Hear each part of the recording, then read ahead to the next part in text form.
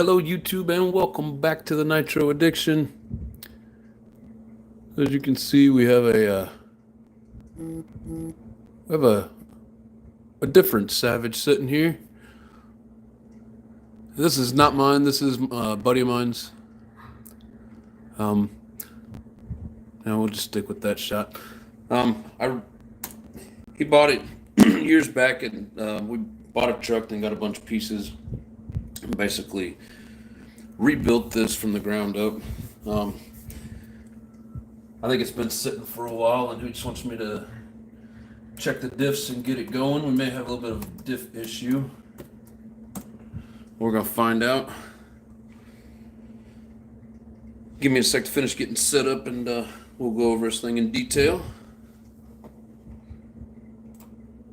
Get my computer set up, so give me one sec.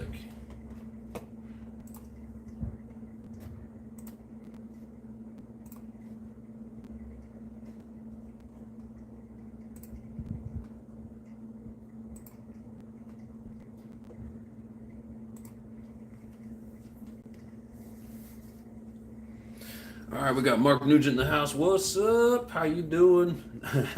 What's up, Nitro Dude? Big Boys Toys, what's up? Got Steve in the house. Let's see, who else? All right, that's all the comments for the moment. So this guy's running a Dusty. It's got a Futaba T3 PV. I've messed with one of these a little bit, not much. And then get off there. My thing's on there tight.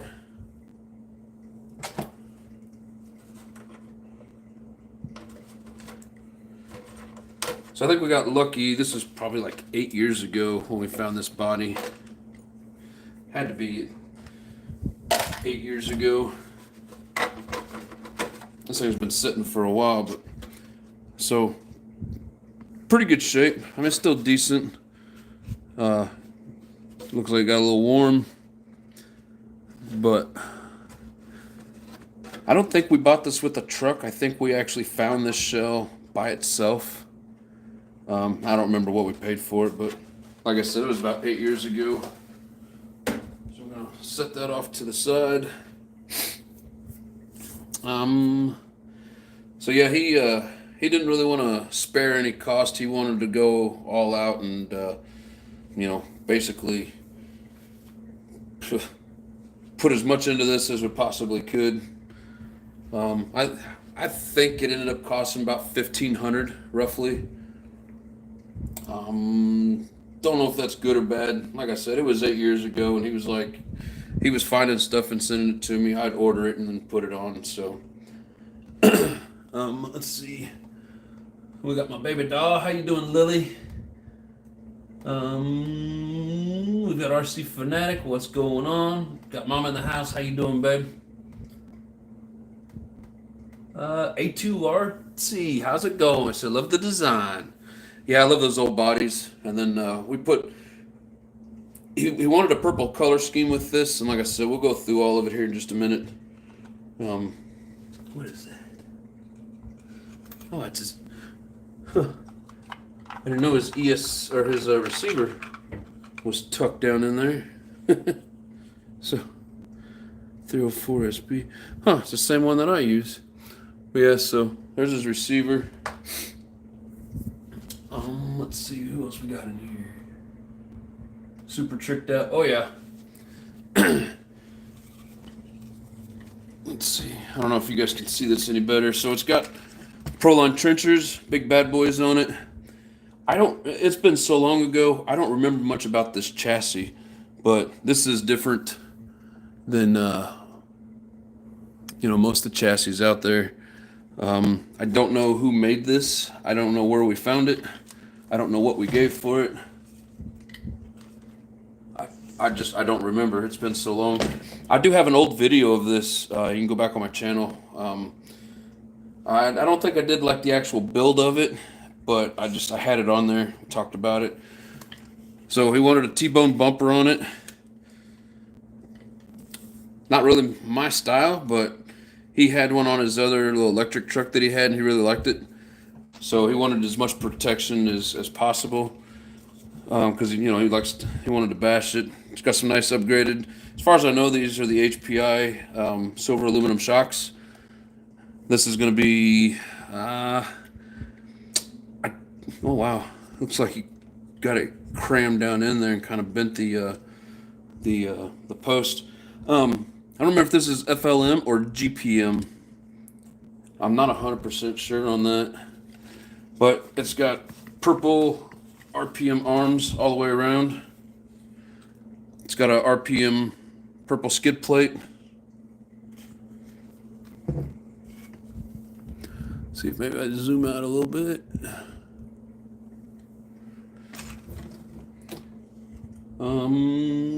Let's see. Of course, Integy tank protector, more or less just for looks. It's got the old K46 on it. This was the original one that I ever got to mess with. I've ran this like once or twice.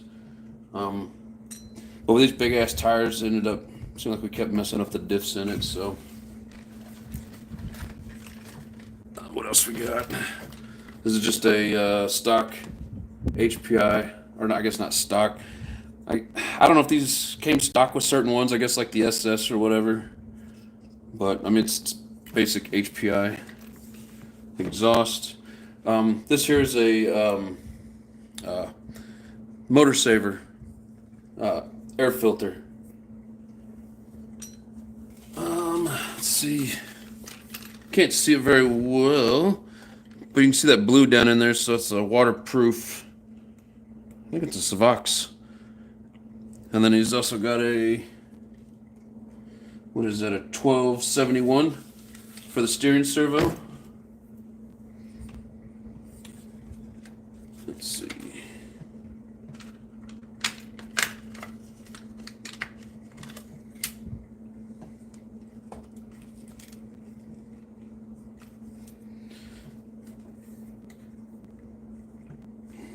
Let go. You know, I don't remember him ever having a Fly Sky receiver. I'm wondering if, because I had this at one point, I was fixing something for him, ran it, and the diff got all funky. I'm wondering if this is one of my receivers. I always feel like I'm missing one of these. I think I finally found out where it went. But I know he doesn't have this receiver, or this controller. How funny. Anyways. Come on, get off there. So we got this this little rubber switch cover. Help make it a little bit more waterproof.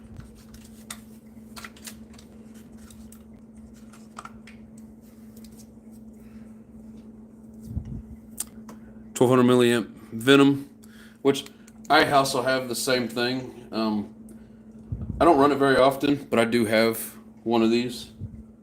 Oh, it's actually a high-tech. So that throttle servo, see if you guys can see that. That is I can't see it very well. Guess I'm gonna have to take the phone off the stand here. Alright, let's see who all we got in here.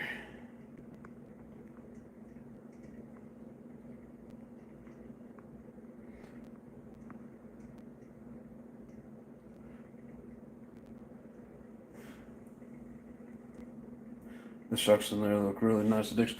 Yeah, thanks. Like I said, it's my buddies. I can't take credit for anything. I kind of helped him with picking stuff out, and he spent the money on it, and I put it together. But yeah, it turned out looking really nice.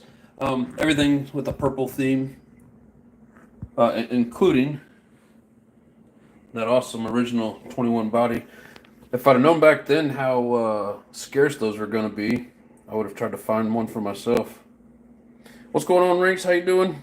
Does the fast lane stuff only work with other fast lane parts, or will they work with standard Savage stuff? As far as I know, it all works together. Question, so is this your truck or just working on it for a buddy? Just working on it for a buddy. I don't know if you've seen, here, I'll take you over here. So, I know a lot of people have seen this and a lot of people haven't. It's been a while since I ran it. It's the original X1 CRT. So, same guy. Better plug my phone back in so we don't die in the middle of the show like we always do. Sorry for all the bouncing around. All right. Let's see. What's up, Bob? How you doing? Rocky Mountain, what's going on? Coffee. John D, what's up? How you doing? Luck of Wisdom, how's it going, brother? Welcome back. RC Ohio, how you doing, bro? Appreciate y'all tuning in. I like to stay with the purple HPI theme. Oh, yeah. I love purple HPI stuff. I'm not a big purple fan when it comes to a lot of things, but I do like the HPI. Like I like the shade of purple that they use. I think it looks really nice. But yeah, I'm not gonna take this thing apart and clean it up for him. I got so many things going on. He just wanted me to get it running. So that's pretty much what we're gonna do. So I'll get you guys back up here. Bird's eye view.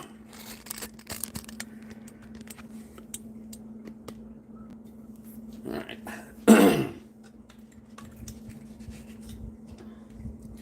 wonder if this thing still holds a charge. I don't know how long it's been since he's even messed with this. We're gonna see if this thing will charge.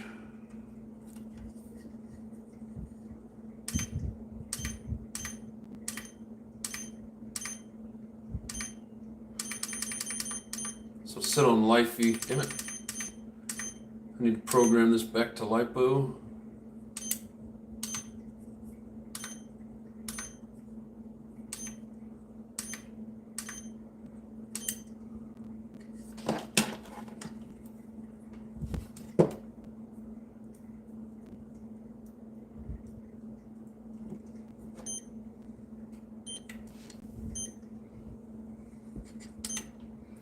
Cool, it's gonna take a charge.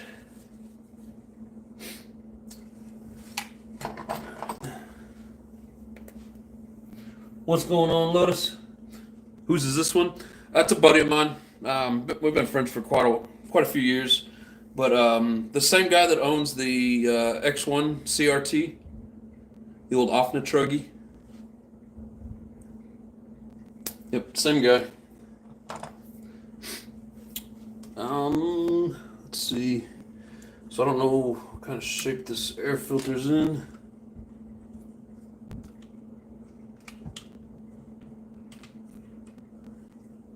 It's actually really clean. It's like it was clean and never used.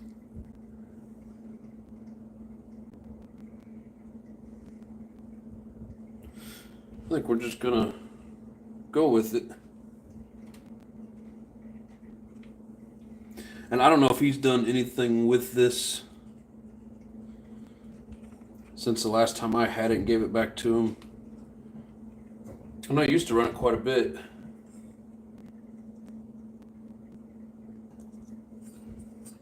Where's the hole? Yeah, so those are pretty cool filters. We got jelly in there. Can't tell. I hate these tank. Oh, these tank, not support, tank guard, whatever. Oh, yeah, definitely gonna have to take the engine out. She's gummed up.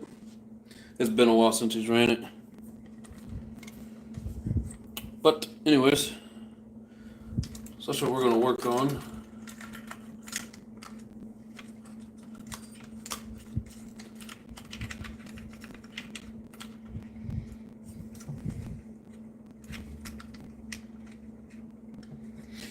You've got a thin steel spur gear. Looks like he's running, is it a 47 or a 49?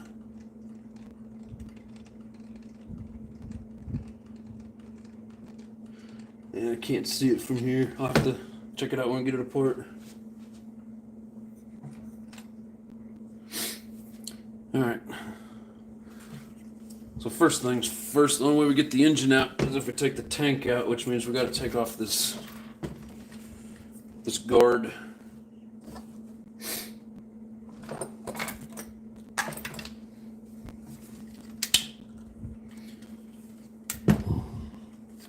These tires are so big they're always in the way.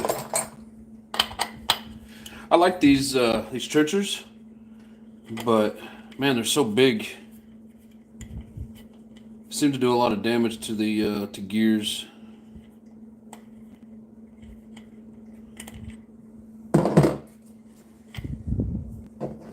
Oh, and we also got the I think these are Integy. Well, I don't see Integy on it. It may not be Integy. The rear conversion. I'm not sure what brand those are. I don't remember. Hybrid, what's going on? How you doing, brother?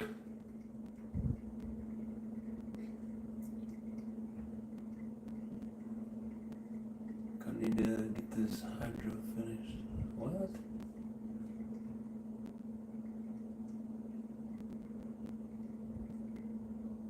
Send it back to him converted. No. Purple's good unless it's a purple nurple, then no. Yeah, no purple nurples.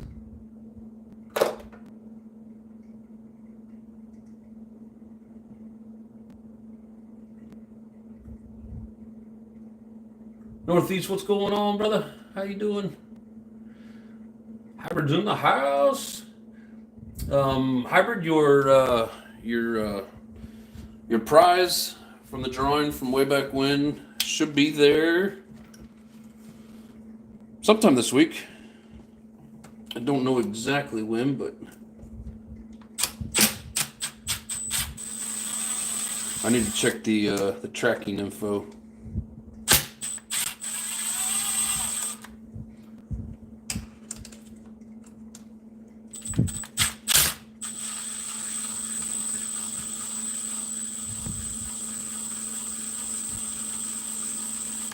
Yeah, these tank guards, they look cool, but man, they're making a pain in the ass when you want to do anything.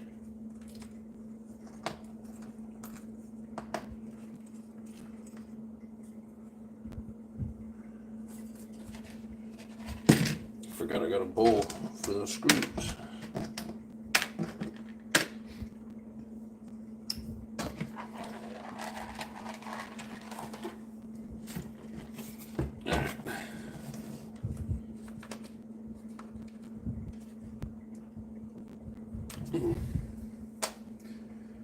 Yeah, I put some work into this truck back in the day.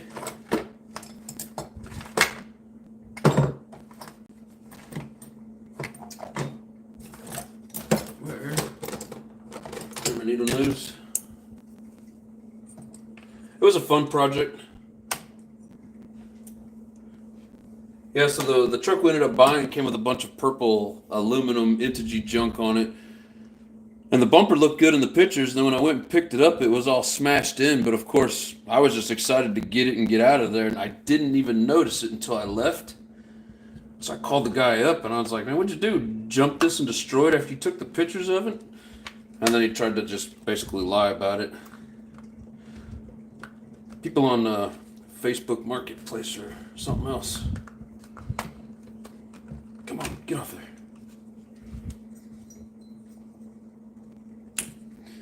So it looks like we're going to end up having to, oh, you know, there's nothing in here. Let go. I think he needs some new fuel lines. These are probably old enough that they're going to be all rotted, but I don't know. We'll see. Basically, I'm going to have to pull this engine out and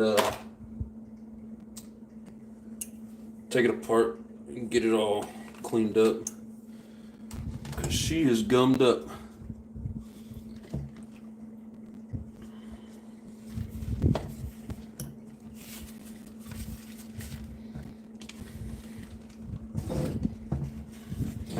You know, and I quit running these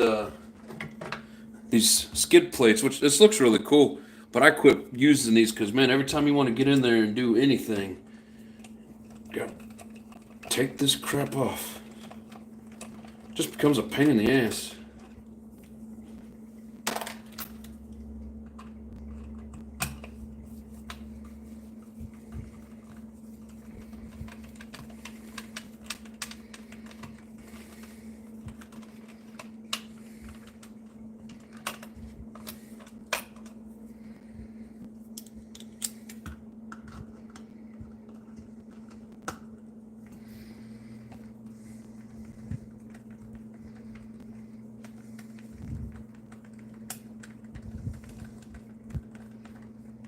Raw's in the house. What's up, brother? How you doing?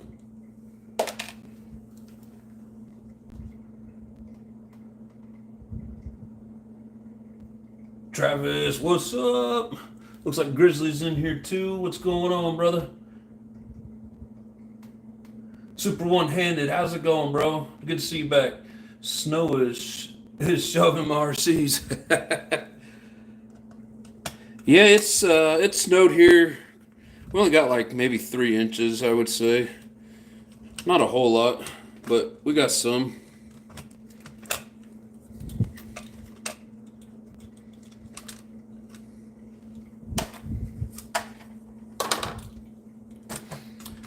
But yeah, I have one of these RPM skid plates and I just quit using it.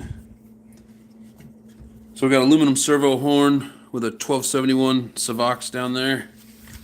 And then there, it's probably upside down. It is a HS 646 waterproof.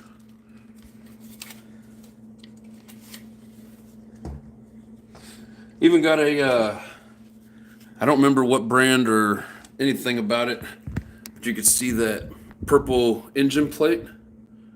I'm trying to get it so you guys can see it. There you go. But yeah, don't know much about it. It's just been so long since I messed with this truck. I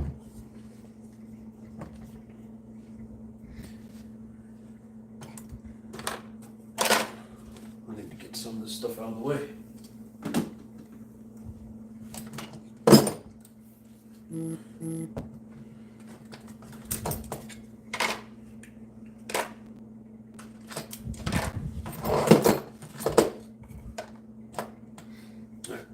I can kind of see.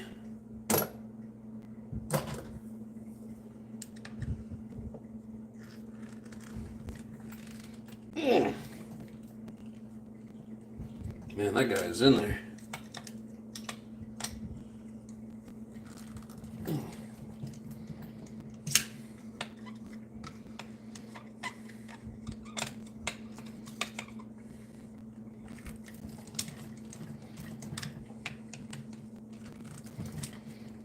Man, them screws are in there tight.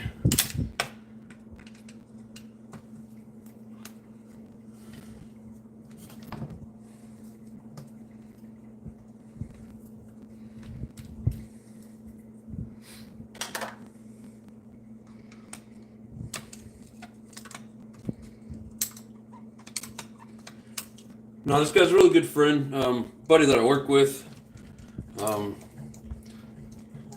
We've hung out quite a bit over the years, run some RCs together.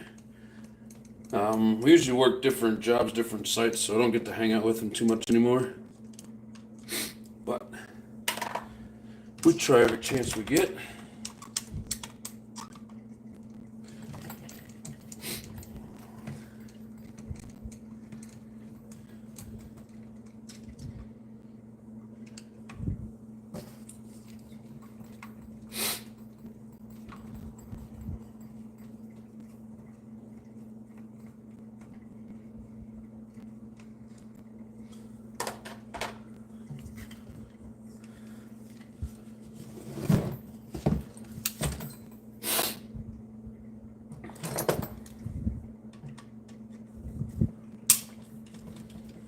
Yeah, I wish I could remember what this chassis was from, because it's a nice looking chassis.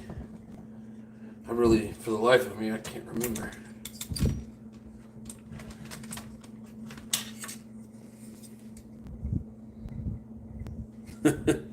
Yeah, just because it's a vented clutch bell does not mean that it is meant to ride a steel spur gear.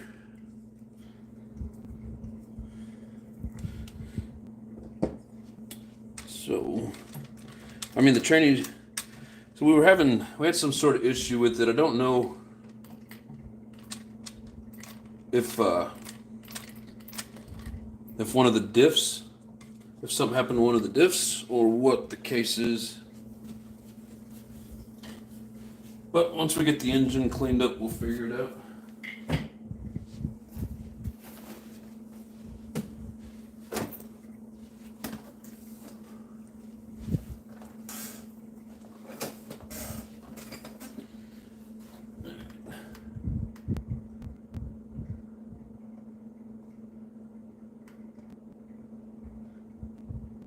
SLC, what's going on?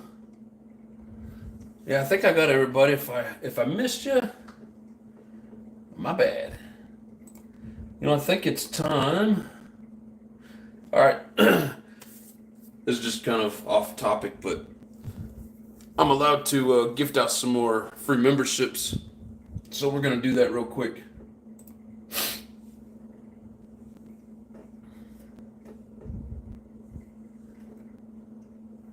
Super One-Handed, John Smith, Molds, Doug Taffel, RC Adventures, and Godlike.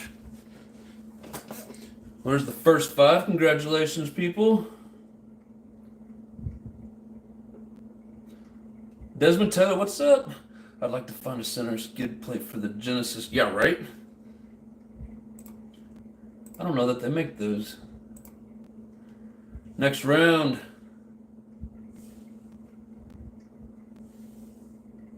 Nitro RC Life, Nuri Turkin, Matt Hurst, Steve, Jason Ketley. Congratulations, everyone. We got 10 new members.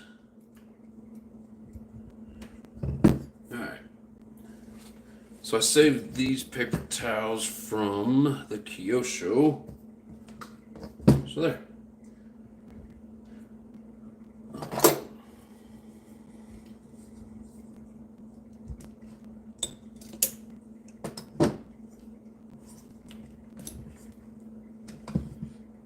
Apparently we didn't have any purple gaskets, but and the best part about it is, however long this thing's been sitting, it's been sitting with the piston. Can't even see it. It's been sitting with the piston all the way down at the bottom.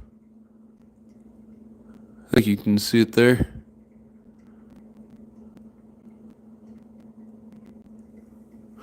All right. You're welcome, Steve.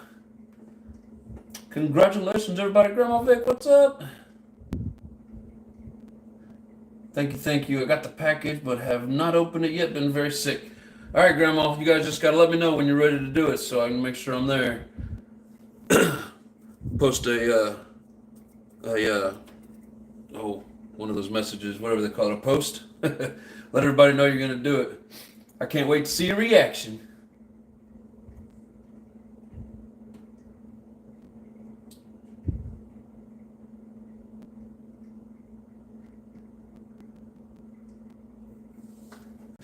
Yeah, I hope you're getting better. Grandma, you've been sick for a while. Man, I got some nasty bugs running around this year. Been keeping people out of work for like a week. All right.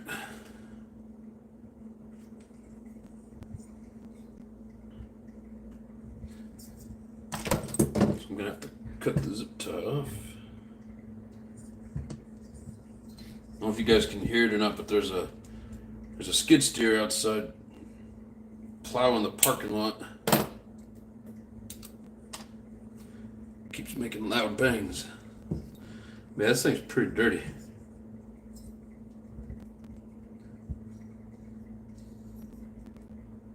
It's definitely gonna have to Get a different bell.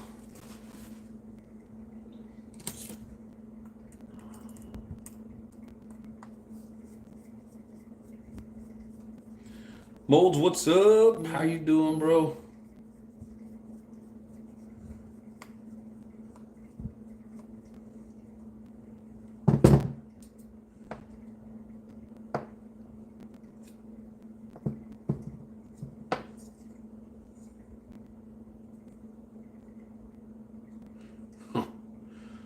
So the aluminum on these shoes needs to be trimmed up a little bit. It's got a little burr, and it's making it hang up.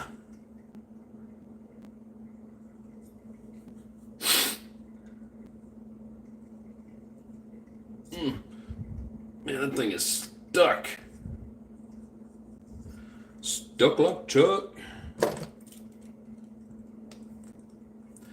Yeah, I wish I could find another full start like this. I like that purple.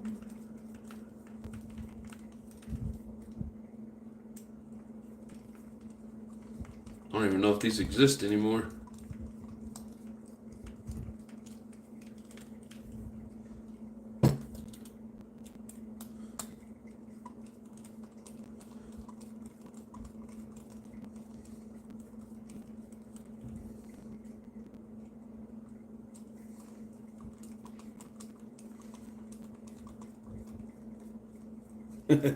Badge looks good on you, Nitro. Just so everybody knows, that stuff's all random.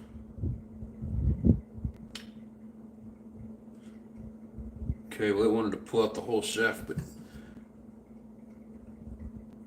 yeah, that stuff's pretty sticky.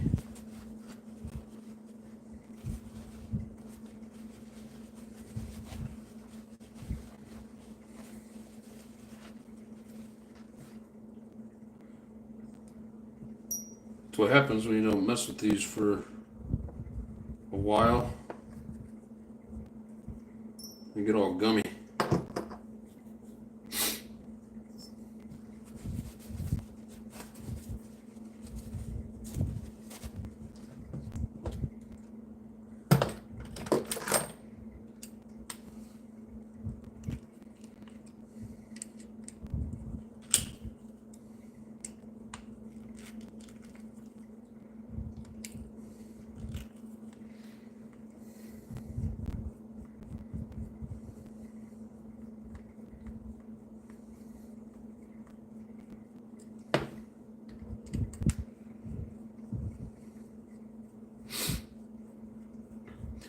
Yeah, we'll strip this all the way down, get it rinsed out, cleaned up, oiled up, put back together. Probably gonna need a new exhaust gasket.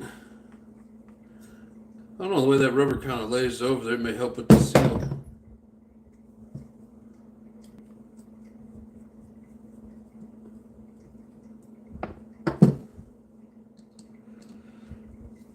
If you forgot to hit that like button, now is the time to do it.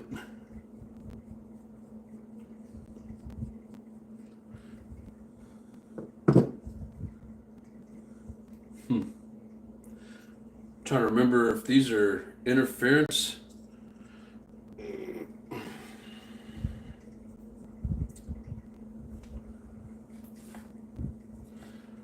know what? I'm gonna take this in the kitchen and give it a shot of WD-40.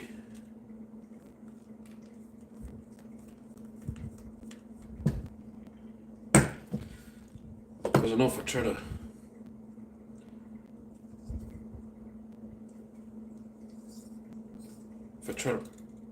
pull that back plate off, it's gonna catch on that. Come on.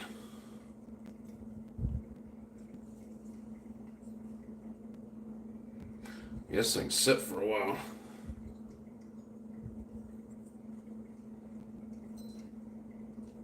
There we go. Come on. Oh, let go.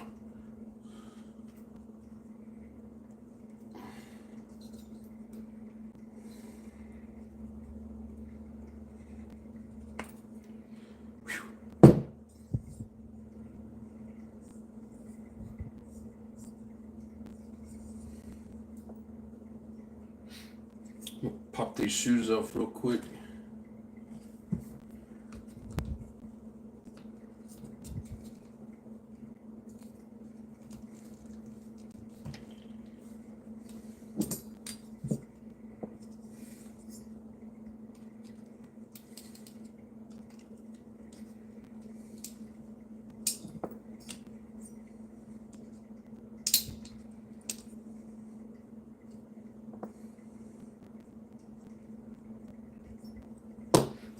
Okay, I'll be right back.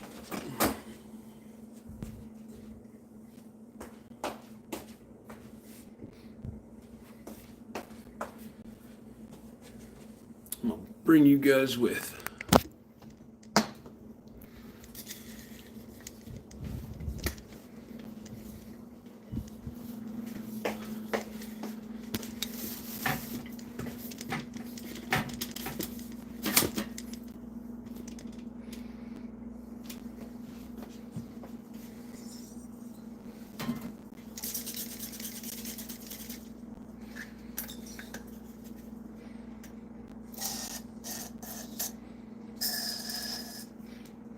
I'm doing this because, as I've said before, WD-40 is a good degreaser.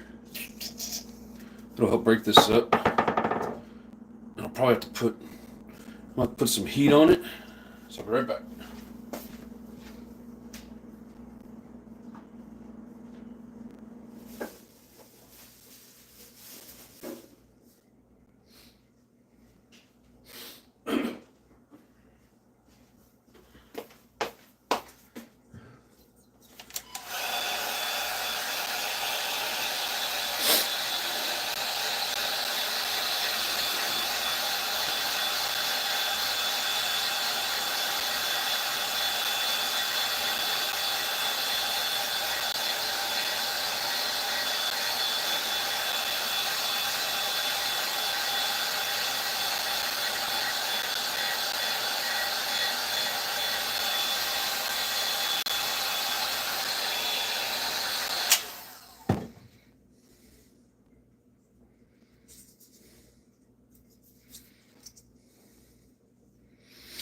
Man, she's in there tight.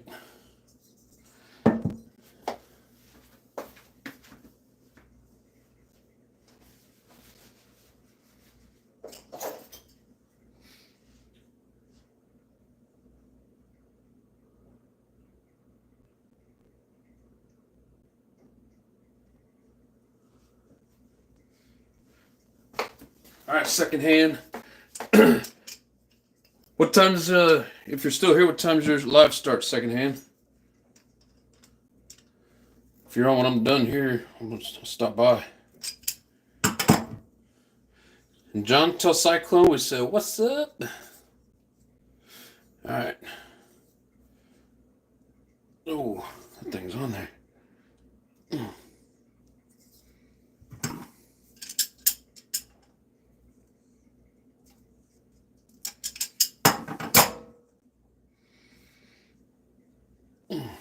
Come off.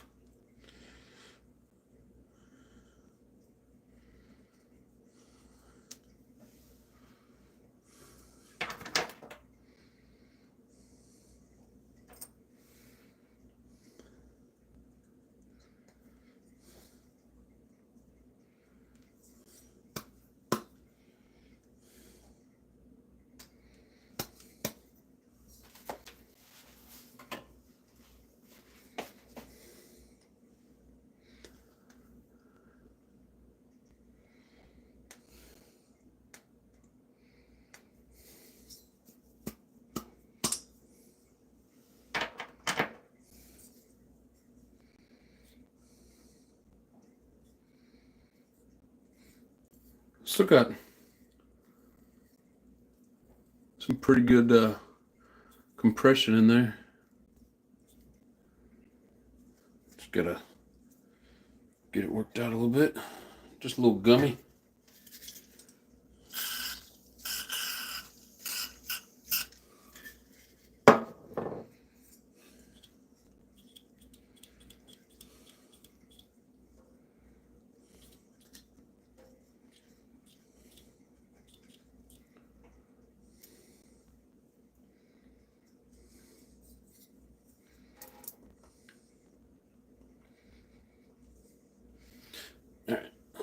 We're gonna go back over to the table.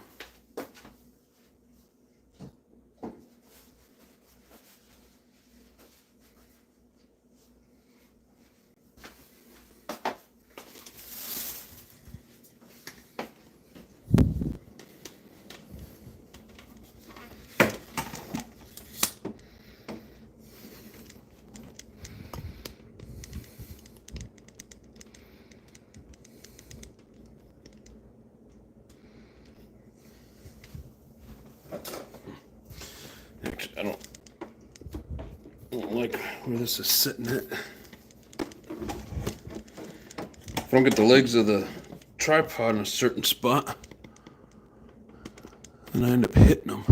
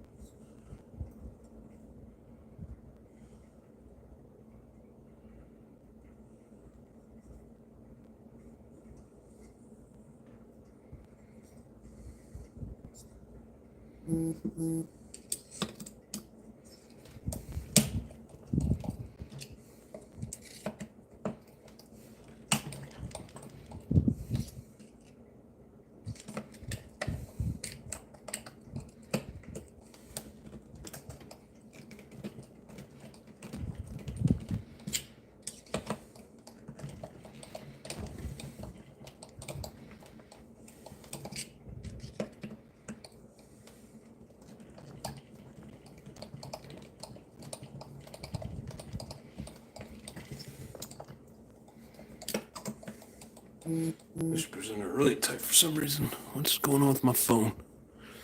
The phone keeps buzzing.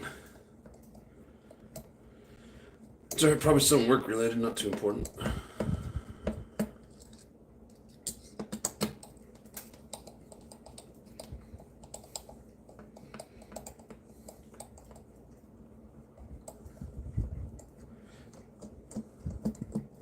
Just made spaghetti and garlic toast. Yummy! Sounds good. Love it when Mama makes spaghetti. It's good shit.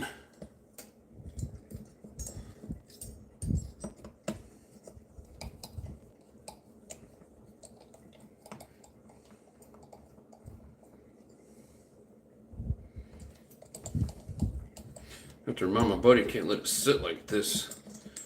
Gotta run it.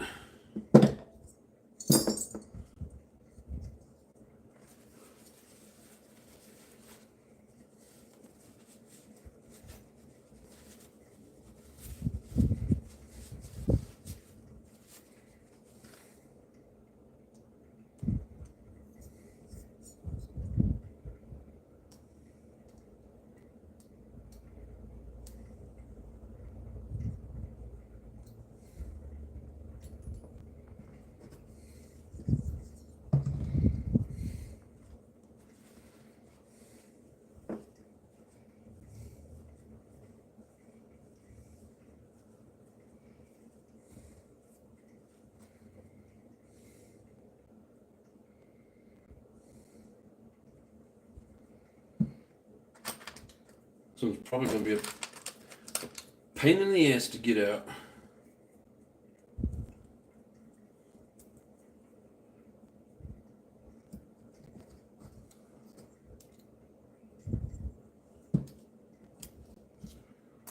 Let's see. I'm running out of short cut up scrap pieces of zip ties.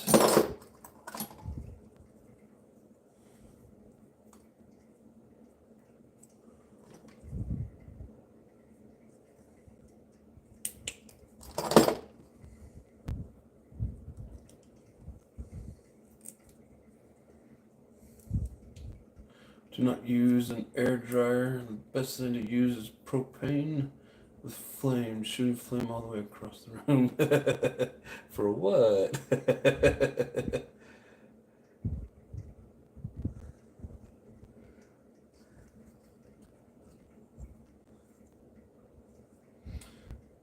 course, I leave the tin locks in there.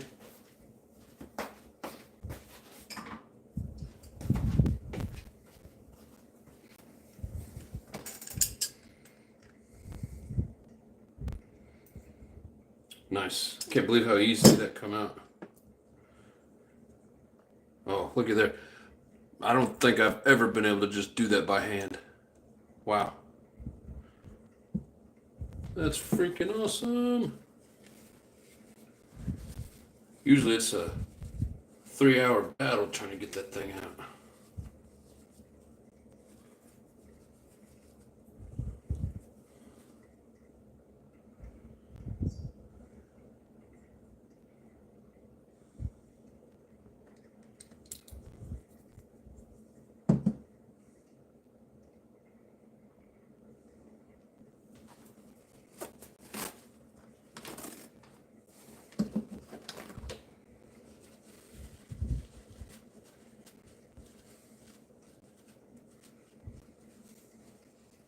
All aspects, what's up? Do by hand all the time. Usually, pulling that out is a real pain. That's probably the easiest one that I've ever been able to pull out, other than brand new. You know, once you start using them, especially when they sit for a while, like this one has.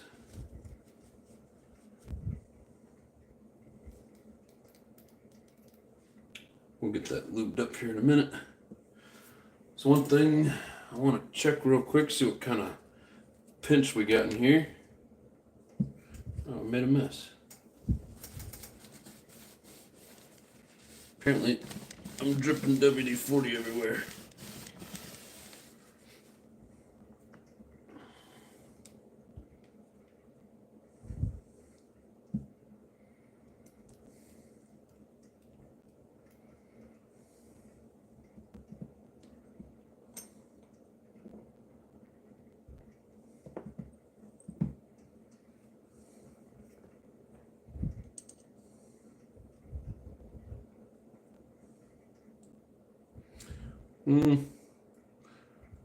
He may have still have a little bit of life left in here, but definitely is going to need a repinch.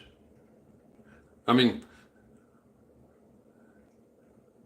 you know, so it's only going to go up so far when it's running, and it's tight up to there, so you should still have some use left in that.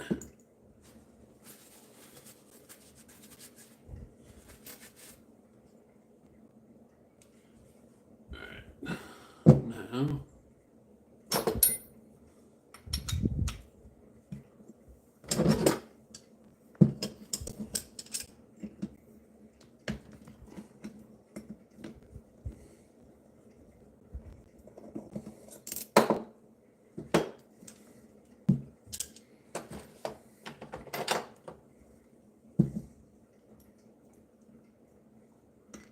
I think I already said hi, all aspects, but if not, what's up?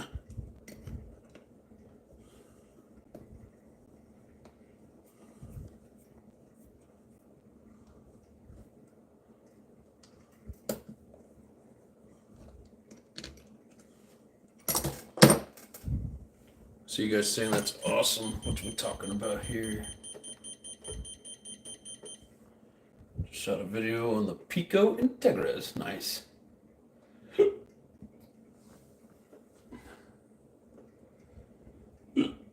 Excuse me.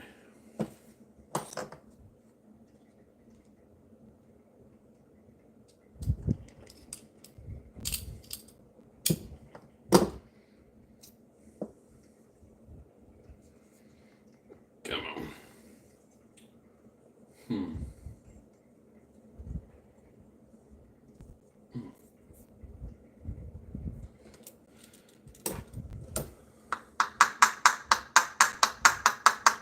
It's okay, it's just plastic.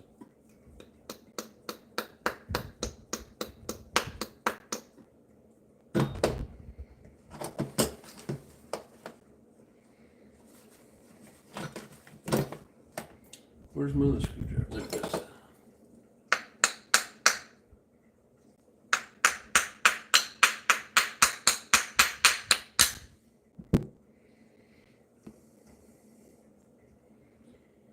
we're gonna cheat a little bit. Don't worry, it's just plastic.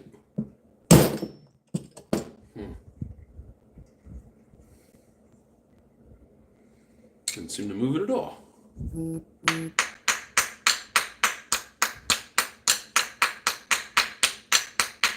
Sure, often the guy's watching telling me to hit it with my purse, but I don't have a purse.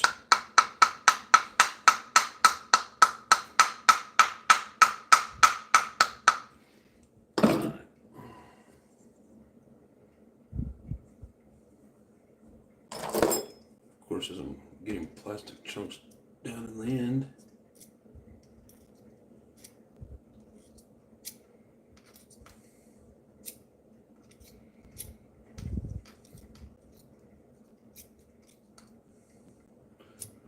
Often, if you're watching, bro, I need you to send me your purse so I can throw it at it.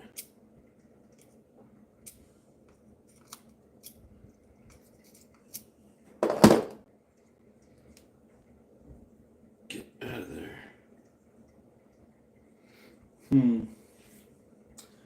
Let me get my heat gun. I usually put the end screw in. Sometimes can tap it out with a hammer. Or use your purse with a brick. What's going on, HPI? But yeah, Northeast, that's a good little helpful tip. So you're saying just put a screw in the end of it, and then gently tap it with a hammer.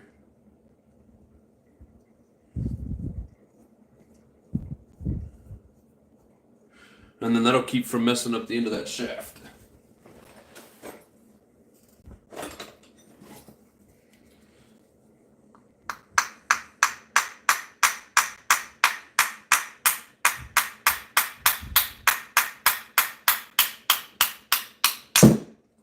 Sweet. I don't usually like beating on these things with a hammer, but that screw being in there help protect it. Nice. Good call, Northeast.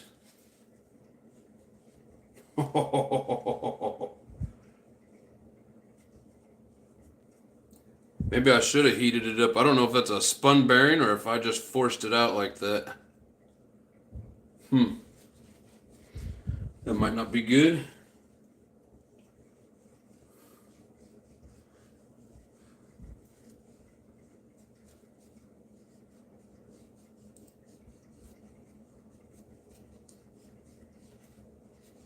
Heat that old girl up. Yeah, I should have. That's one way to take a bearing out.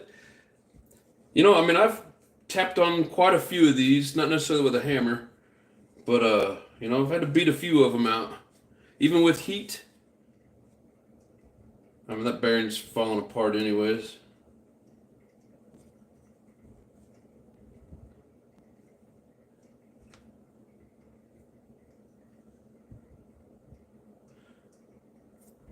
Okay, so don't do it the way I do it. Apparently.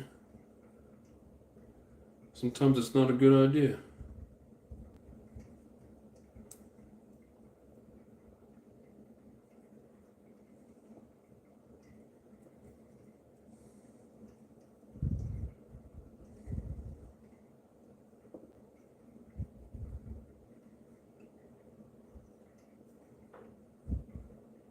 Yeah, well, I owe the guy a bearing now.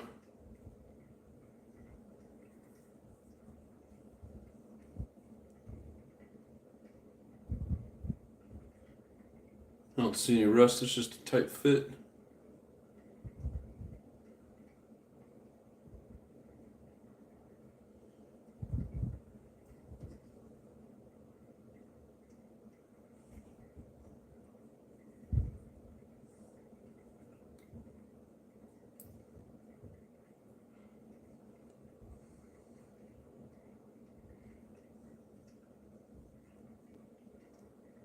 I think out of all the crankshafts I've ever pulled out of an engine, that's the first time I've pulled out the bearing.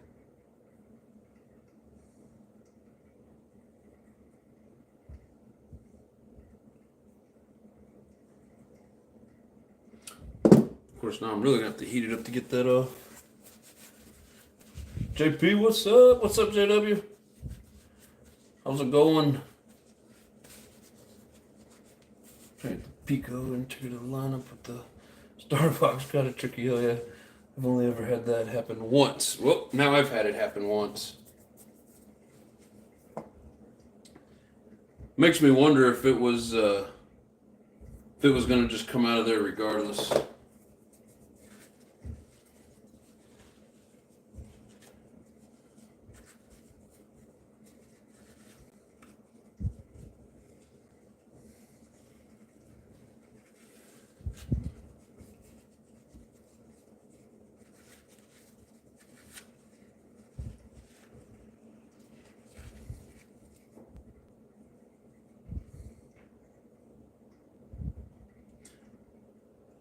Yeah, with all the cranks I've tapped out, that's the only one that's ever pulled out the bearing like that. That's crazy.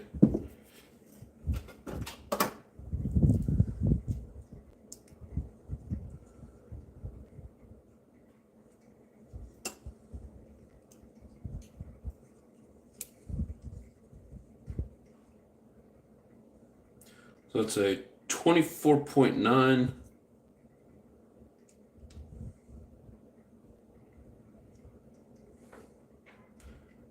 5.9, and the inner is going to be a 13.8.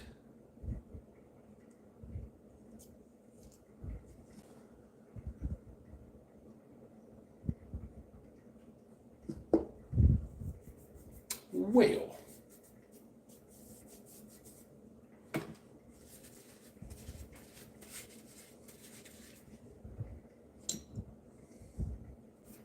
I'll be right back.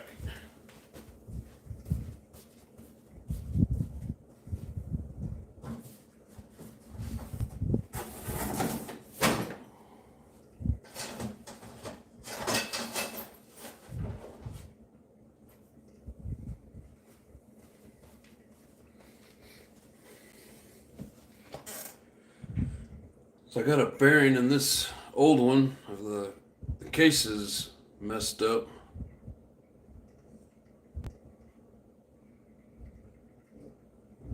It's got a crack in there, but the bearing should be fine.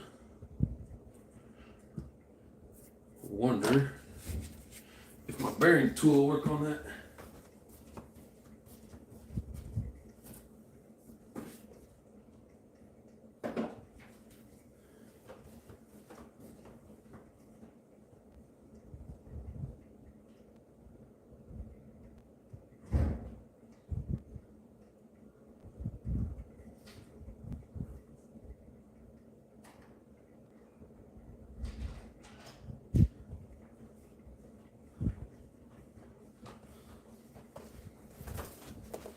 Had a package show up.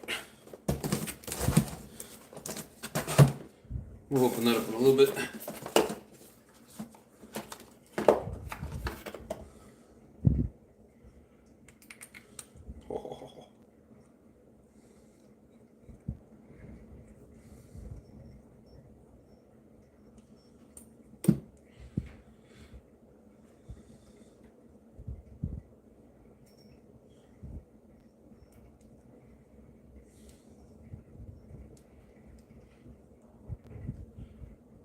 It's been a while since I've used this.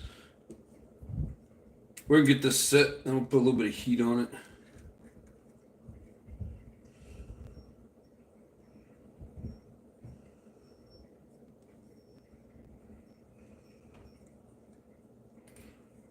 Oh, come on.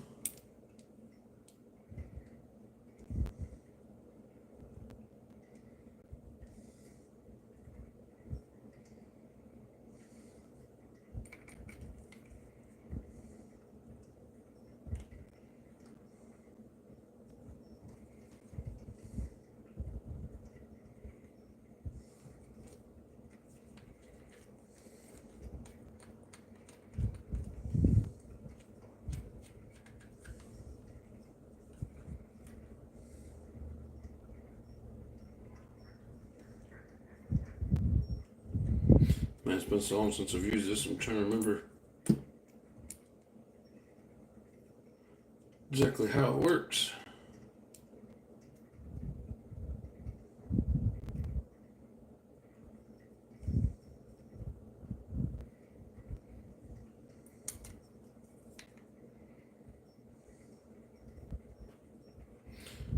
It's like it just spins. I can't get it to.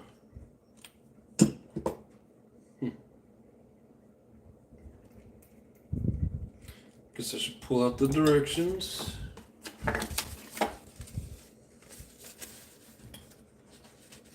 I will still try cleaning that bearing. If it sees it may still be okay. Yeah, but the one thing, the little, it's got that little retainer thing and that holds all the balls in place. I gotta like, I'll have to like take a look at it. I don't know that it's any good anymore. All right, let's see. You have to cut it. Cut what? If you stand it up and heat it, it may drop off. You mean the bearing that's in here?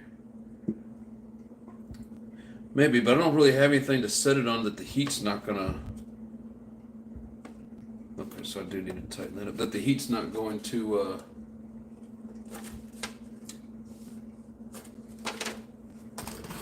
Melt.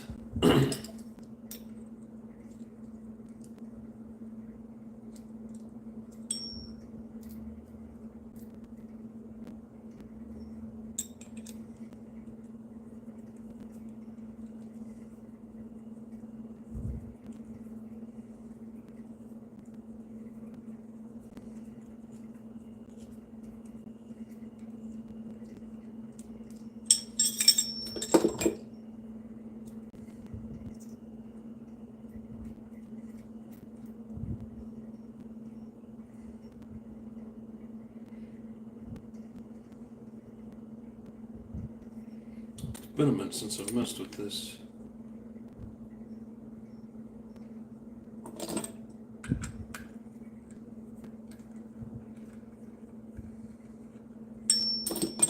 Bearing dismount. Screw fully. That's what you're going to tell me to do. It says screw fully.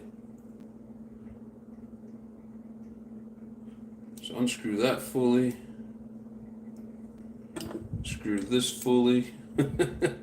I love the directions of this stuff.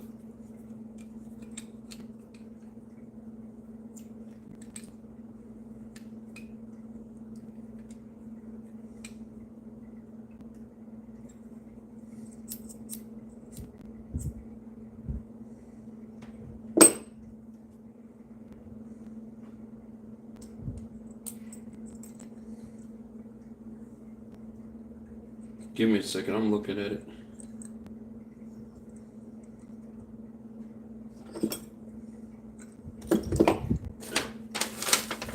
So, dismount. It is advised to heat the crankcase up 90 to 100 degrees Celsius to reduce friction. In this case, use gloves to protect your hands. So 1, screw the inside piece clockwise fully. Unscrew this piece fully, so that's unscrewed fully. That's screwed in fully. And it says hold with hand.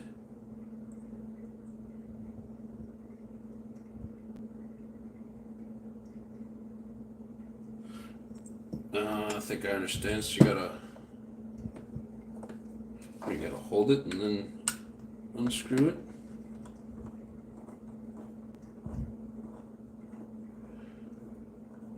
Just want to feel it tighten up.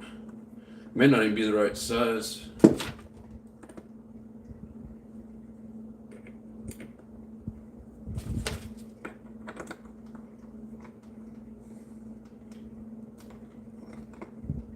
No, maybe.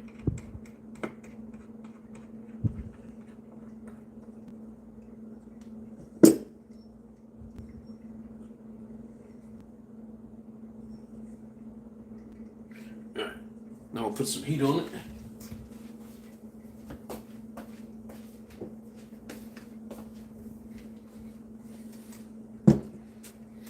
I need a rag.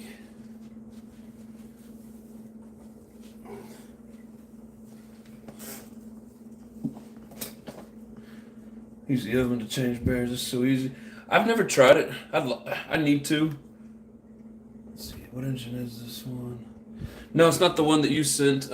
So this one, All right, when the guy bought the XRT, it came with this engine, and this is actually a force engine. It looks, actually, the bearing may not even fit. I thought it was the same block, but now that I look at it, let's see what size this bearing is. If it's not the right size, of course, it's not going to work, but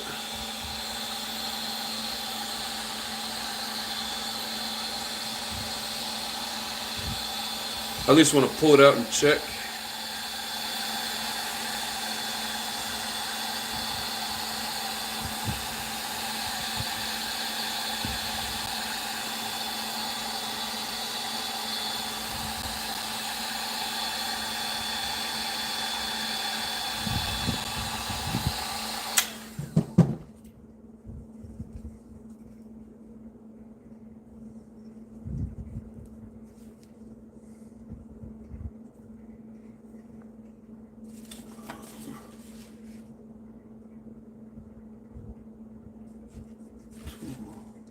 Rotate the puller body until the base nut is fixed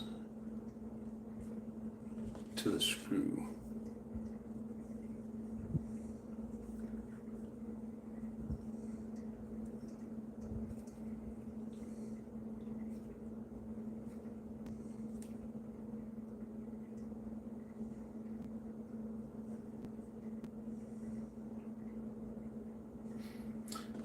I've only done this once before, so just give me a second. Take the puller body to pull it. Okay, so I was doing that right.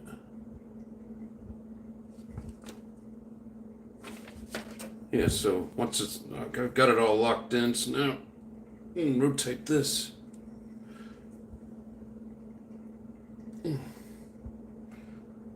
Can't tell if it's doing anything or not.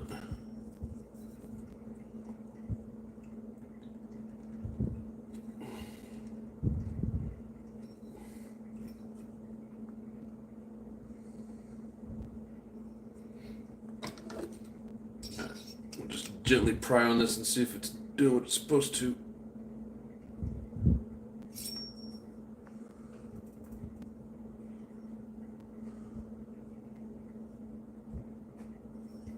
I think it is.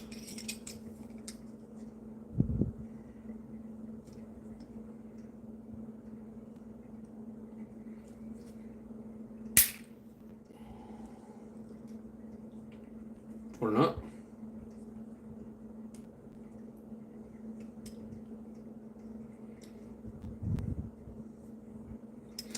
Probably not enough heat. No, my luck, it's not even the right size bearing anyways. I thought that it was actually the HPI. Anywho, I'm just gonna have to order one for it.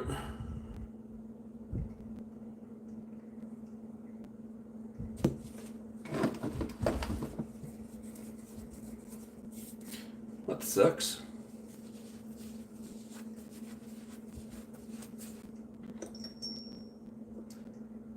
See how easily it slides back in? Because if it slides in easy enough, that means that it was not going to stay in there anyways. Nope. Yeah, out of all the ones that I've tapped out, that's the first time I've ever had that happen.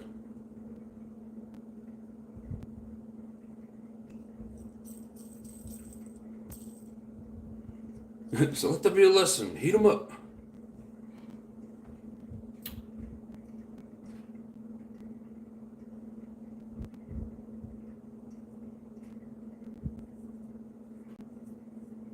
What engine is it? This one here is it's a force engine, so it's basically, I mean, I don't know if it's exactly the same, but it looks pretty close. But I won't know if it's the right size until I get it out.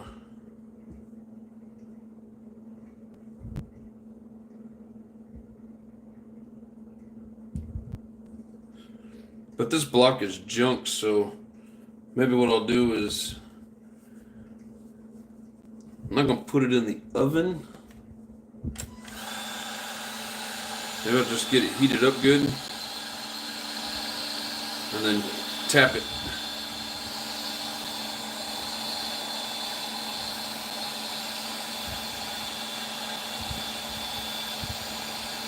The hell, this heat gun may not even get it up to the right temp.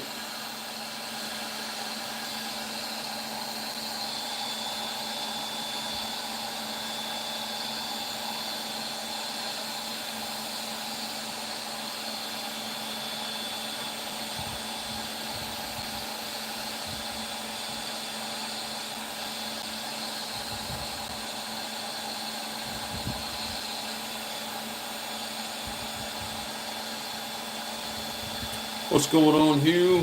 What's up, Just Joe? Easy way, propane. Heat the housing up and the bearing falls out. Done.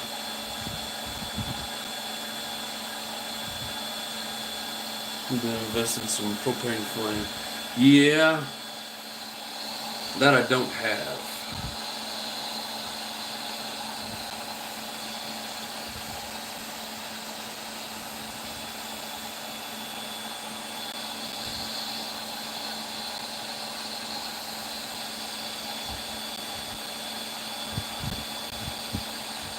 I can smell something cooking on it though.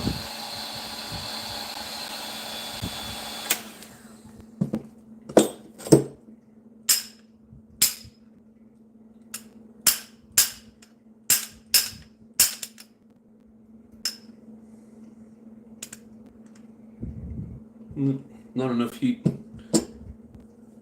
Yeah, I've seen people do that in videos, and I've never tried it.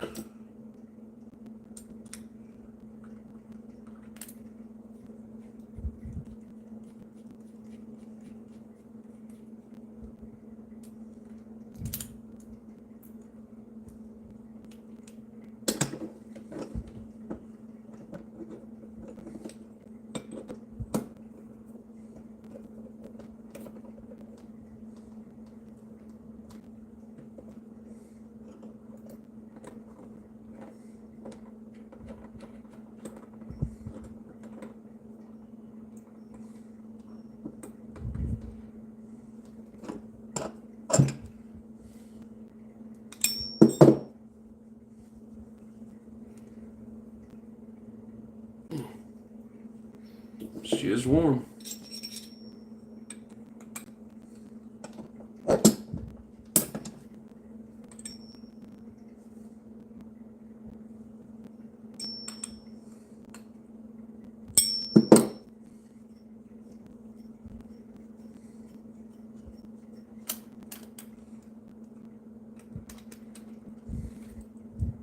Voila.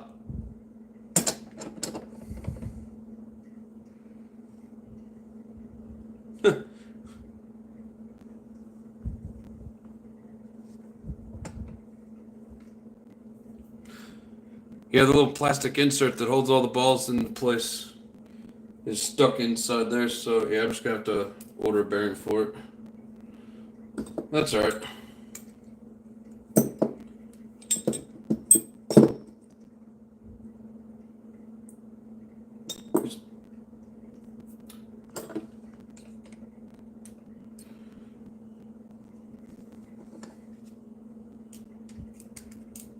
I've never tried to put this back together anyways. I don't think it would really be a good idea.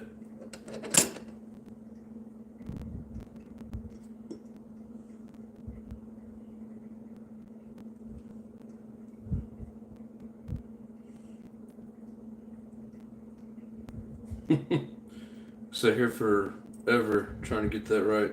No, it's done. But yeah, I mean, these are old ass engines, so they're due for bearings anyways. I'll just see if I can get away with it. Anywho, I mean, probably what I'll end up doing is just swapping them out. I got another one, so I can get the guy his truck back.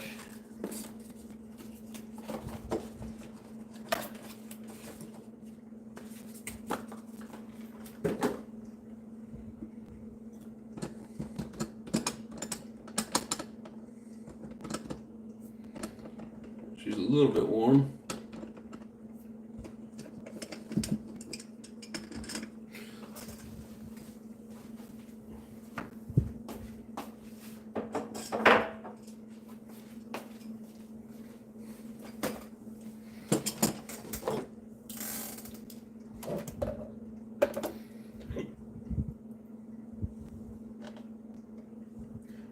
problem is if you heat past a certain temp, especially with aluminum, it does not retain its original dimensions. Your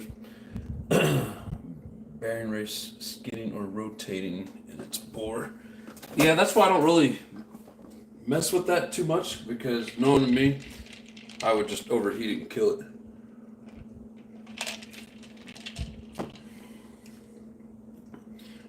Alright, so let's put this on pause for a minute.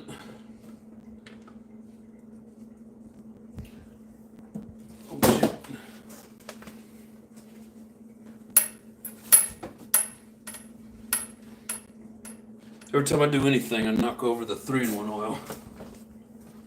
Alright. So let's just slide all this out of the way. I'm going to get my name and address off of here, as if anybody really cares, but you never know.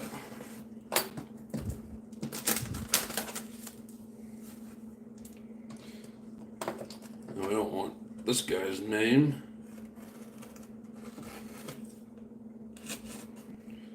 An address.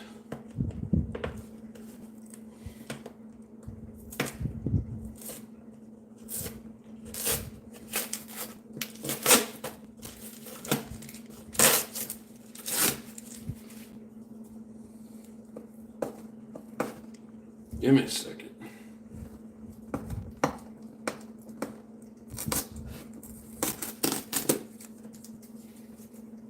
All right.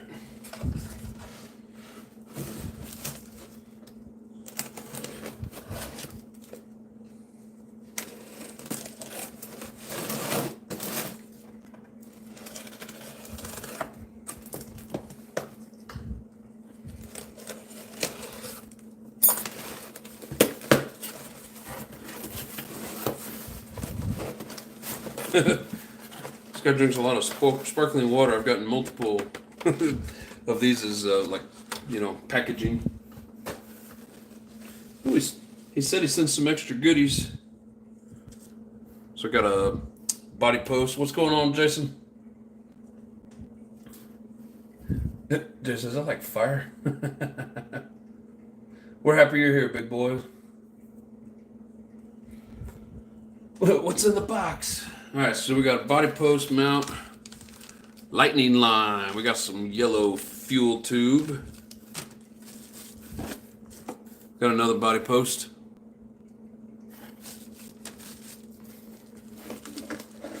you can't look at this yet. Cool, I needed another air filter. Ooh. Oh, this is one of those older ones. This is a 49.2 spur gear. Another 49.2 spur gear. Some slipper clutch pads. Oh, nice. I got a couple of sets of these. It's the adjustable upper arms for the Savage. Man, I didn't know all this stuff was coming in here. Nice. Got a 25 cooling head, pretty good shape. And he got a box full of Savage. Yep. And we got another 25 head. We'll put this one on for doing street runs when we want to, flip it upside down and not worry about damaging our head. Awesome.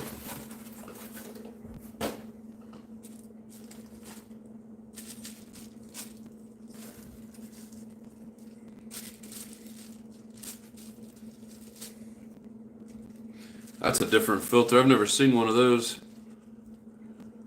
I don't know what it's meant for, but he was using it on here. Cooling head's in really good shape. Another K46. I don't know why this guy, every one I've gotten from him, the heads have been turned. I don't know if that's to keep the temperatures up, like when it's cooler out. I don't know. I've never seen anybody do that before, but this is like the third or fourth one that I've gotten from this guy where they're like that.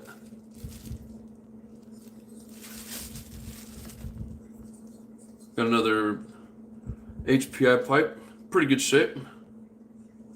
Couple of marks in it, not bad. Hell yeah.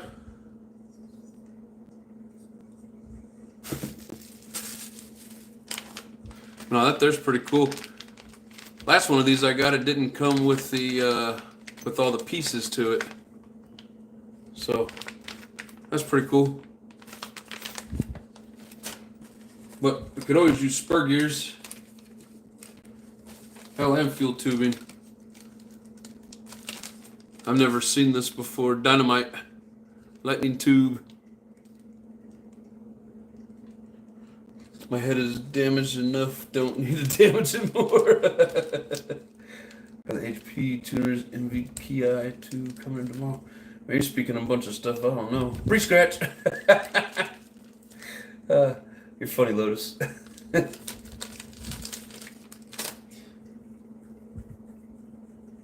But anyways, so now, like, just to make this quick and easy, I have multiple of these engines. I'm gonna have to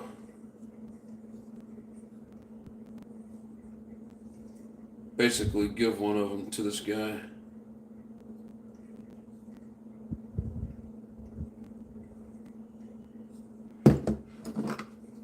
I just want to look down in here and see what kind of shape this one's in. This thing looks like it's never been ran.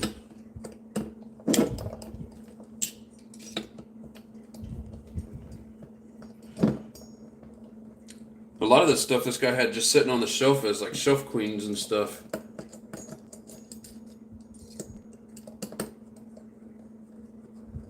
So it seems like, I don't know, at least half of them that I've gotten from them, they've been gummed up like this because they just sit there. Which basically means it's had at least a little bit of fuel ran through it.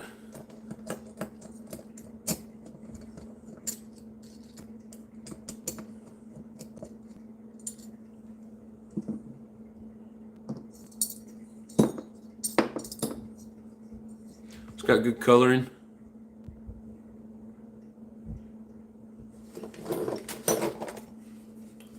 Didn't lean the shit out of it.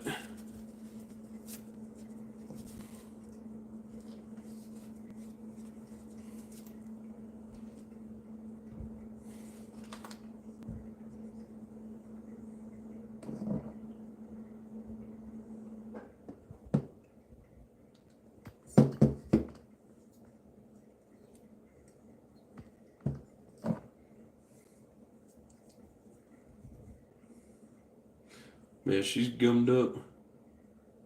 Yeah, I mean, it looks like it was run some. I have to take it apart to see just how much it's got left in it, but anyways, I guess I ought to get one of these other ones ready to go back in this truck for him.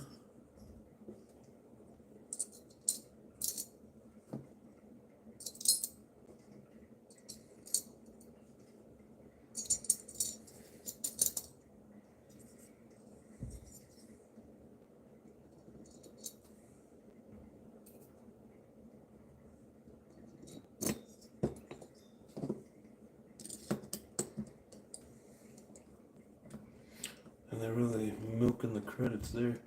What are we talking about?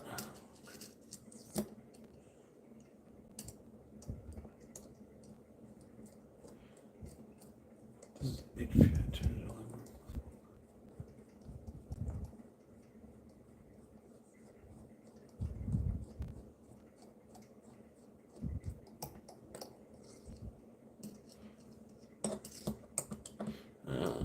Did you ever do anything with the engine I sent you? Not yet.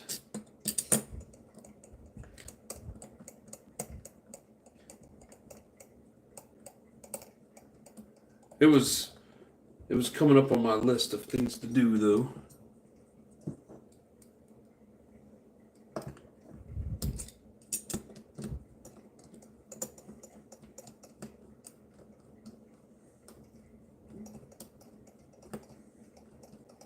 Or are you going to suggest throwing it in there for him?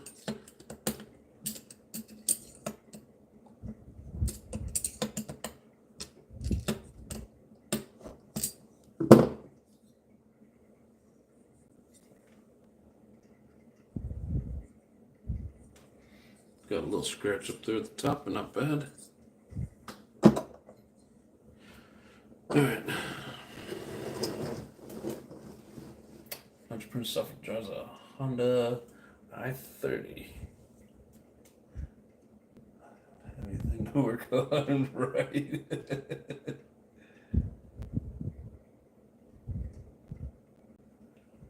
This pad does not support the Genesis. What are you talking about, Lotus?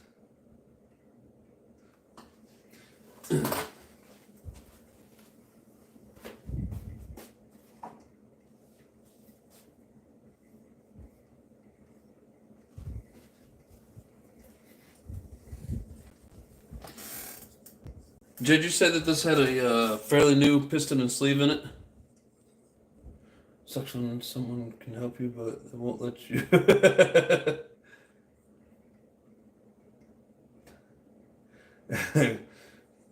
Talking cars, huh?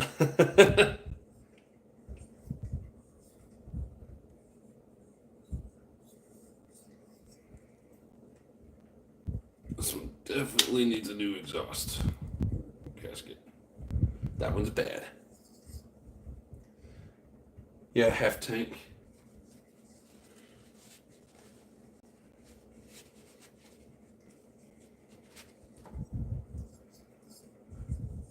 So I think what I'm going to do is pull the piston and sleeve out of here and basically just swap all his stuff over to it. And then I'll have an extra piston and sleeve. That sound like a good idea to you guys?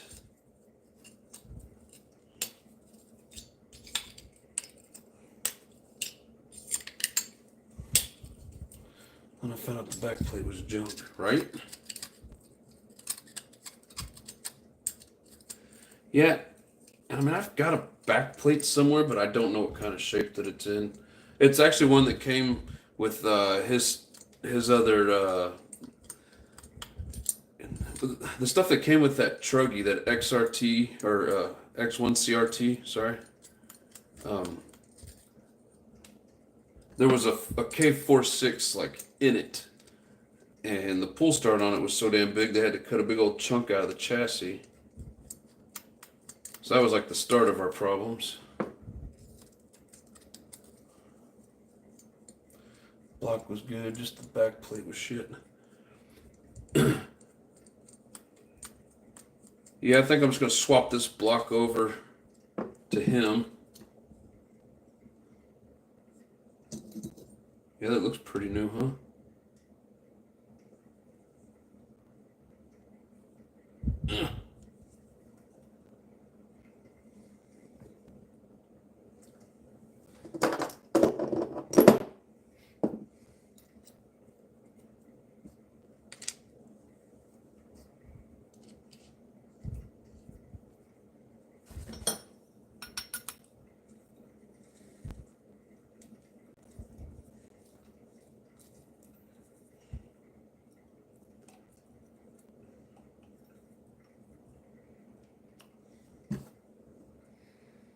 Where my channel marks go? Damn, how am I always losing them things? I think I set them down in the kitchen when I took that hot block in there. Nope, they're there. This way. Yeah, I think this here's going to be the best scenario.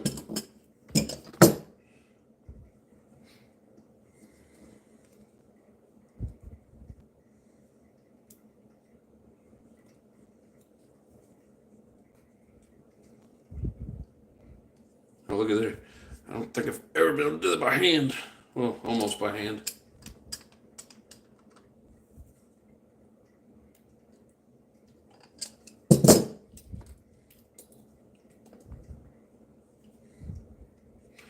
That one slides out real nice and easy too.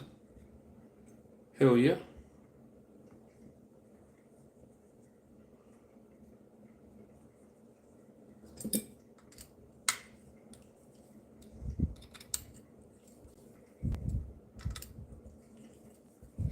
mean, hell, the way I tend to crack blocks, probably not a bad idea to swap this stuff out and then just have an extra block, piston and sleeves sitting around. I mean, I'm at the point where I got enough engines that even if I put an engine in every truck I have, I'll have extra engines, so not gonna hurt to have it sitting around.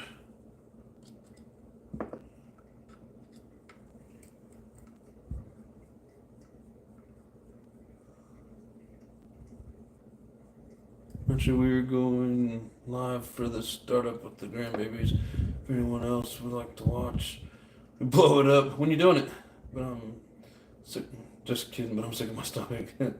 When are you gonna do it? But yeah, I get I know the feeling. We're part of building an engine. Always scared it won't start or grenade immediately. Right? Never fails. Every engine, the fear is there. No matter how careful. Hope you will get use of it. Oh yeah, we'll get plenty of use of it, brother.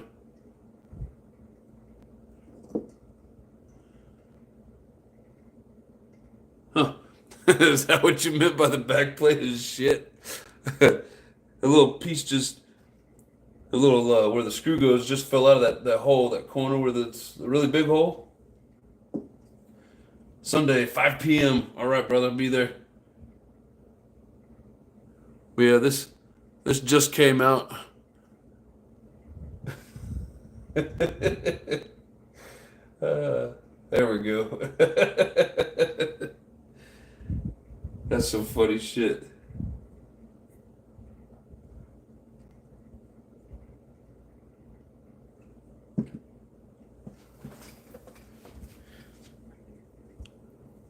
Does that look like shavings?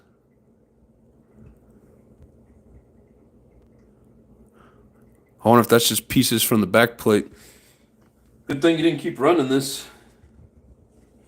Because, yeah, those are little metal shavings. I can feel them.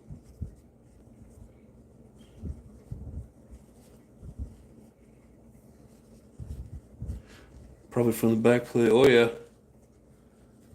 Definitely.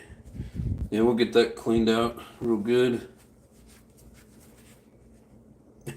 I still can't believe I did that. Well, at least now I got an extra crank anyways. Short on bearings, but plenty of other pieces.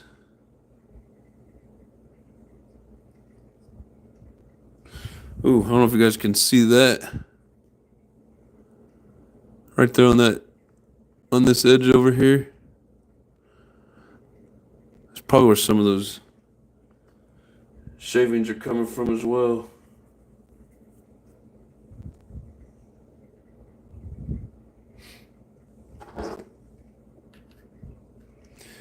Yeah, you definitely ain't gonna get any kind of seal with that.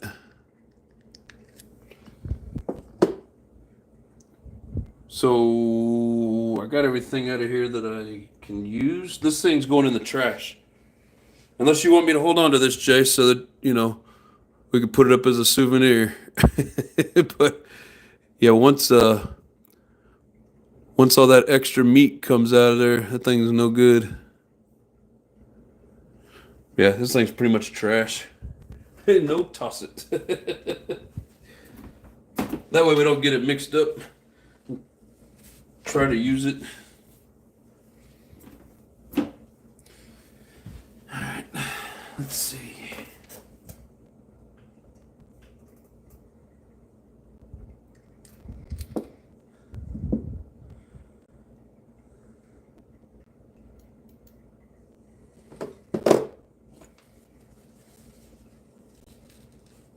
An 80 cubic inch Sunday, I hope.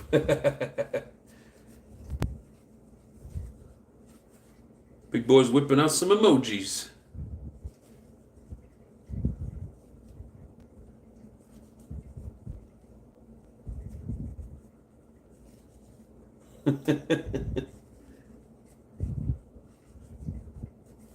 Scratch party. No, Lotus, stop it. Yeah, this piston sleeve looked like it doesn't have any run time on it.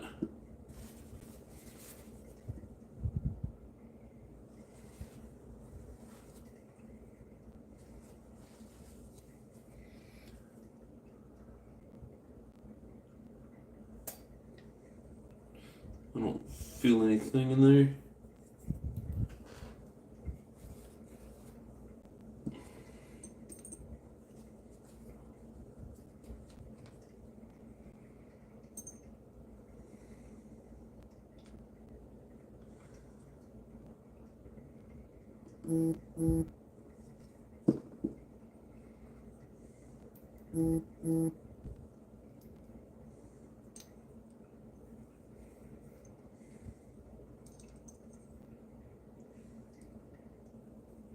Yeah, look at there. It's got a lot of good pinch left in it. Lotus, remember, for 7 months. Hell yeah. 7 months of scratches. Can you see how deep that sits in there? I'm waiting on the computer to catch up. Make sure I'm giving you guys a good shot. Yeah, brand new. Oh, I'm not holding it in the right spot.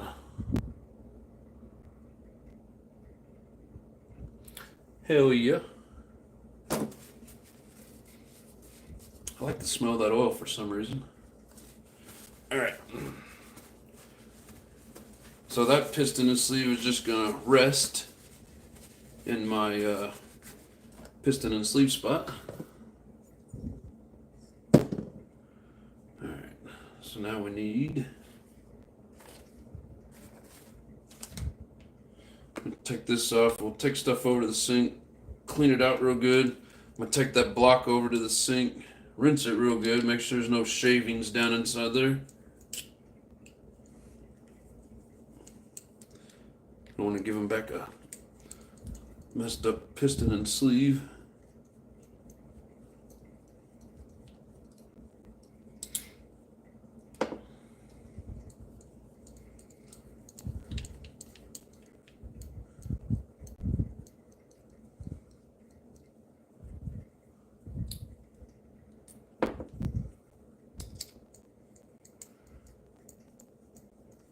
And we'll just hang on to this as an extra block that needs bearings. 2 a.m. 2 a.m. for what?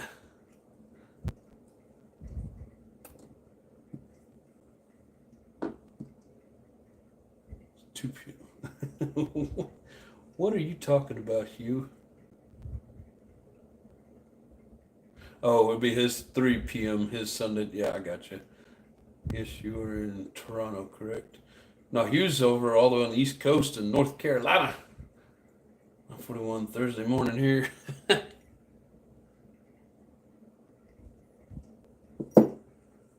There's probably nothing better, big boys, than waking up early every morning and having a live to watch, whether it's mine, hybrids, whatever. You got plenty of lives to watch throughout the daytime, and it's always night for us.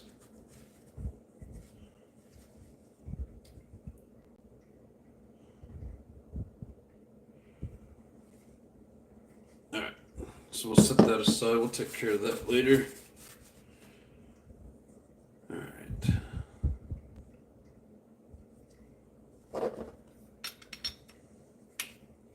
I'm afraid to take the damn crank out of this one, but I'll heat it up. Hopefully we won't have that problem again.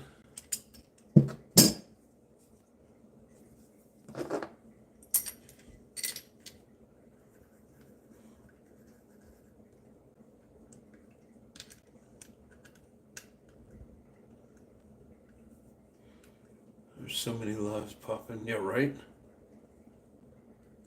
The kakalaki. Will probably fall out. I hope not. I have to go find another one. But no, I mean, this worked out perfect. It's going to get some use. I got a spare piston and sleeve. Oh, look at there. You're right, Jay. Just falls right out.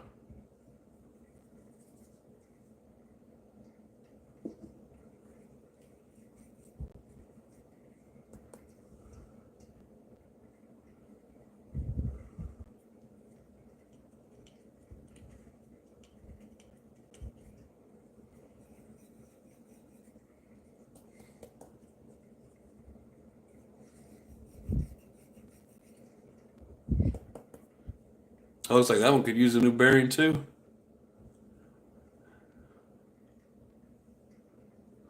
So the balls aren't separated. Unless that happens in these a lot.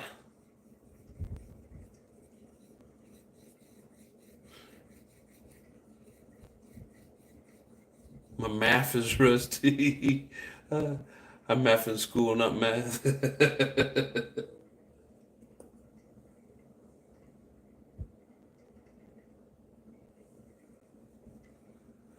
Somebody's ordering bearings. You're right.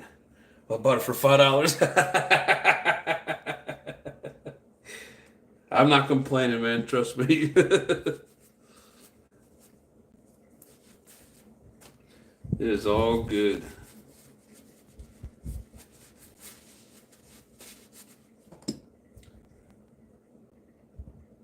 I don't know, like these are different bearings than what I see in most engines. It seems like in most engines there's bigger balls and there's more separation. This has a bunch of smaller ones.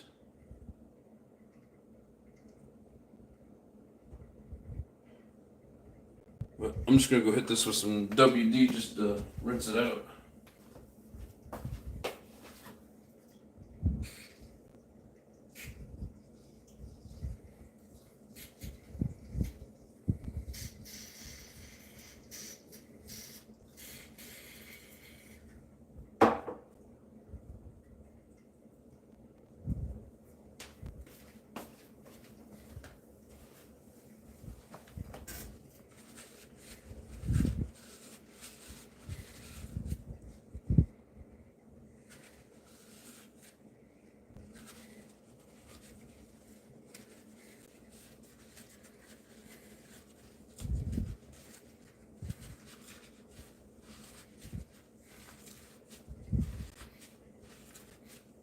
I appreciate that, Jay.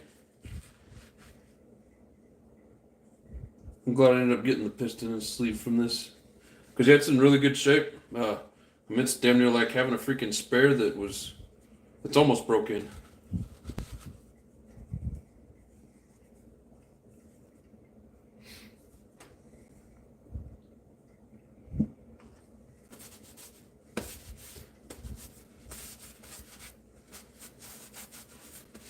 Yeah, later on I'll look to see if I can find bearings for it.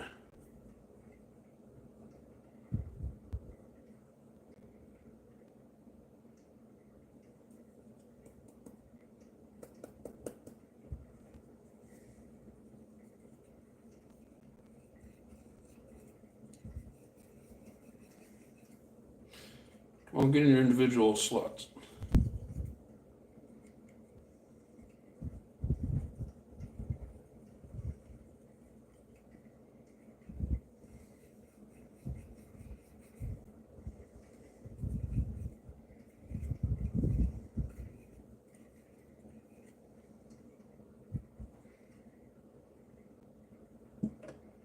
Makes me want to open up another one and look at it.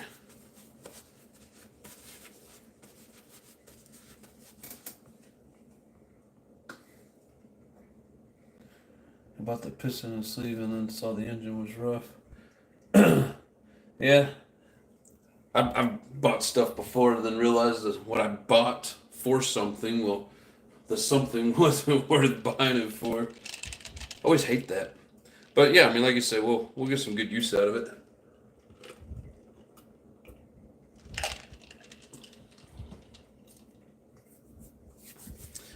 But yeah, I'm gonna look up some bearings, see what we can find. Because I hate to put that back together and start running it, and then it just starts tearing everything else up because that bearing's not right.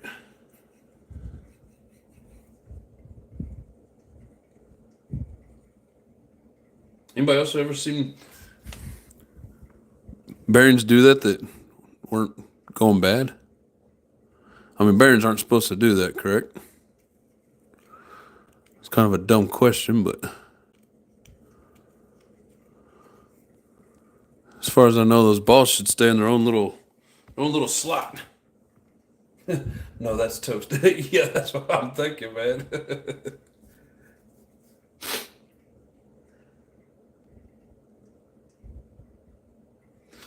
Yeah, so there's really no point in even putting that back together at this point.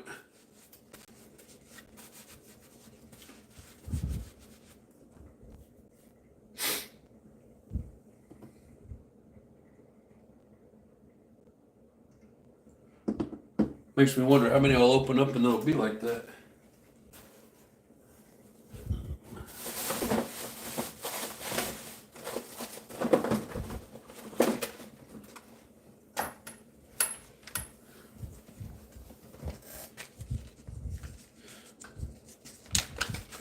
I bought these for a different engine. This is ceramic.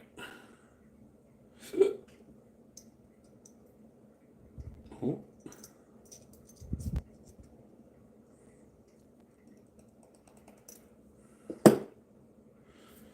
Will it fit inside?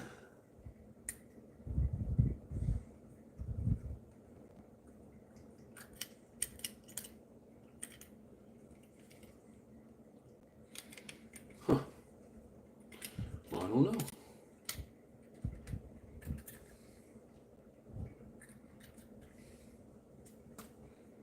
Yeah, there.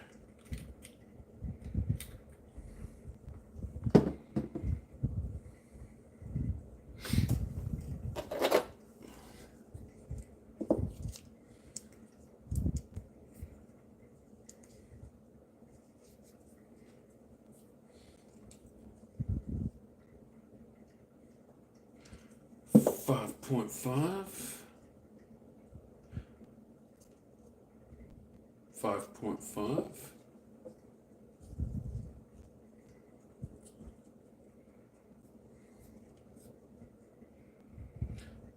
24.6. Oh, 25. Just a hair too big.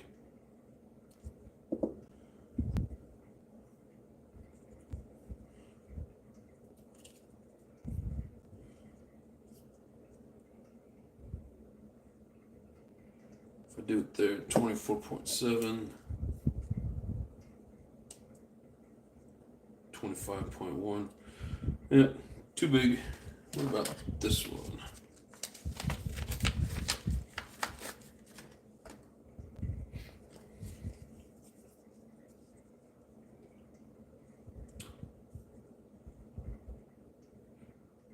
$25.5.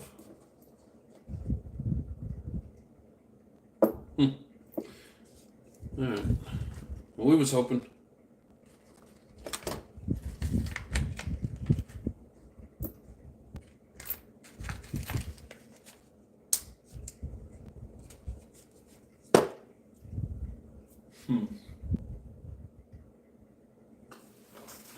Look, one more thing.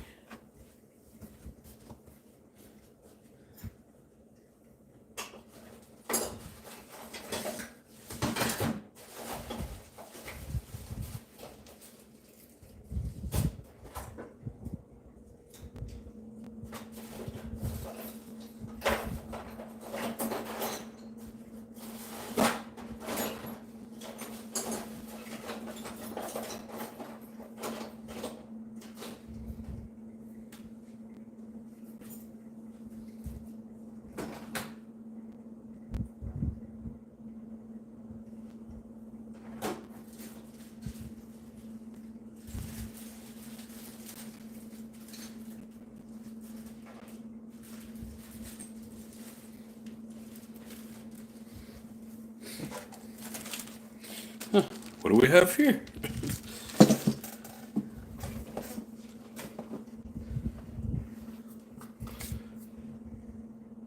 Isn't it got crushed on that bear?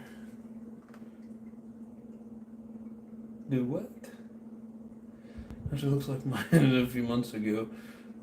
Where does that go? Where does that go?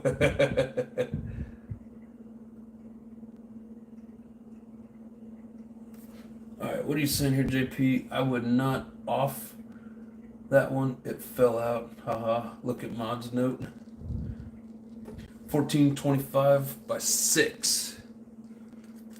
Yes.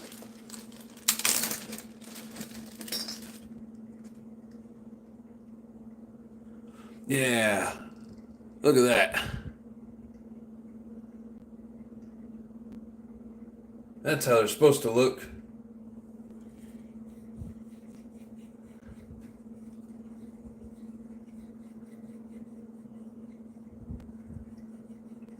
Ream Custom, what's up? How you doing, brother?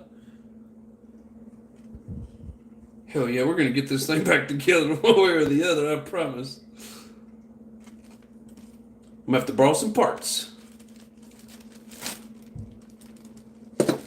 Alright, I got way too much stuff going on here. Let's see.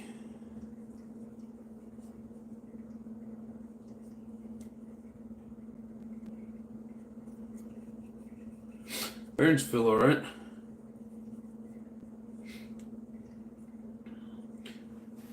Let me go give this a quick scrub down real quick. I'll be back and we'll get this going.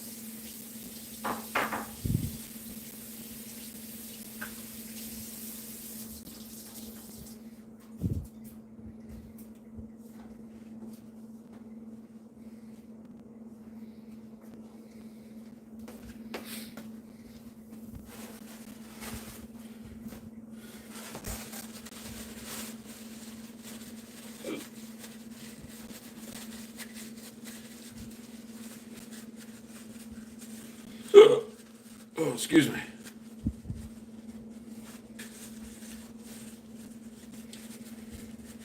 Blue towels work much better.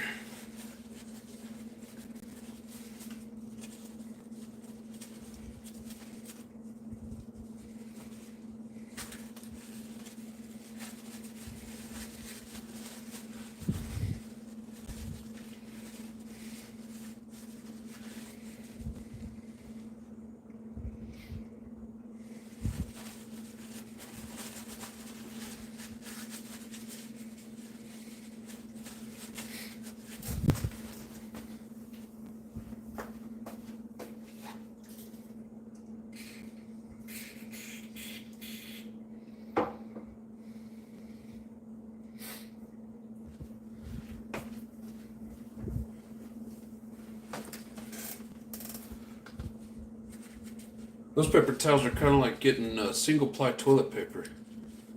Like, they were horrible.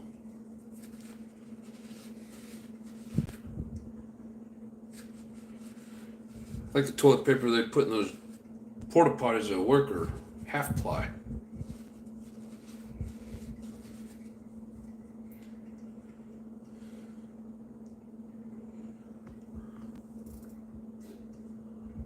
Ooh, we got some funky down in there. Just some lacquer.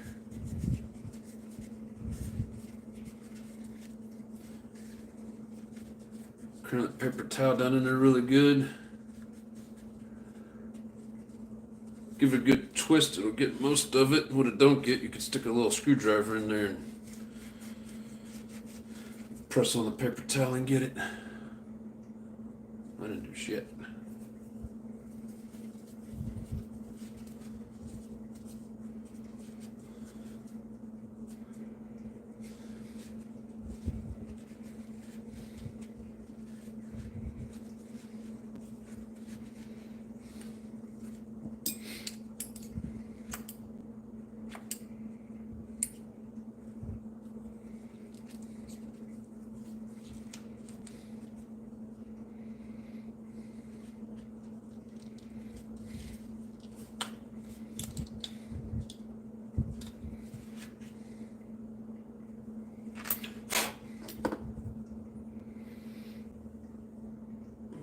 none of it out.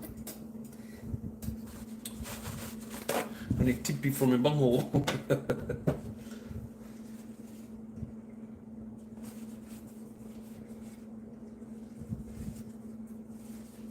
If you guys ever worked on a job site, you know what I'm talking about.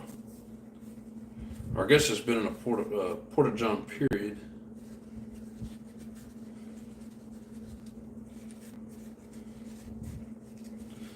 Best part about it is I work with a bunch of idiots that they just want to take all the toilet paper and destroy it, so there is no toilet paper. And then they fill up the little urinal thing with whatever and make sure it gets plugged up so you have like a pond of pee in there. And people are just dumb.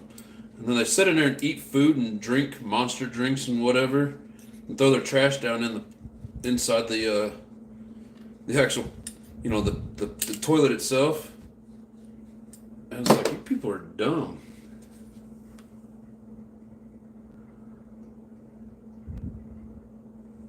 Like I don't get it.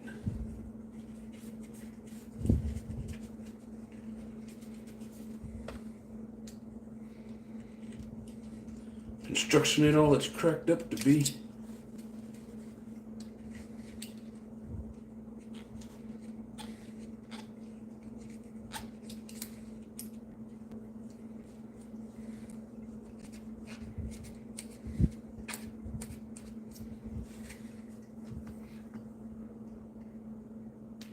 Alright, well, we got most of it.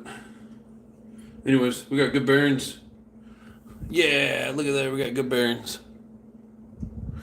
Old man's in the house. What's up? He's laughing about our toiletry.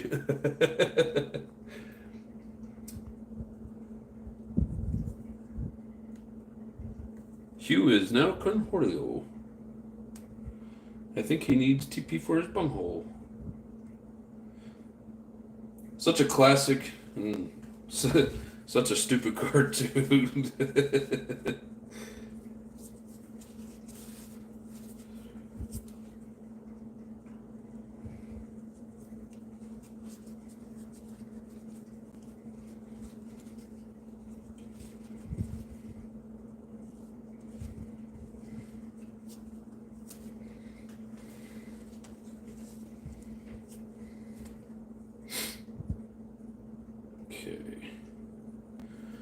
Double check this, make sure there's no cracks.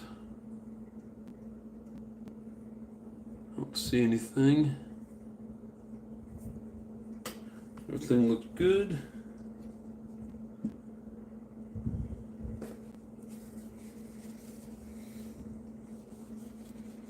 Dang, that's nasty.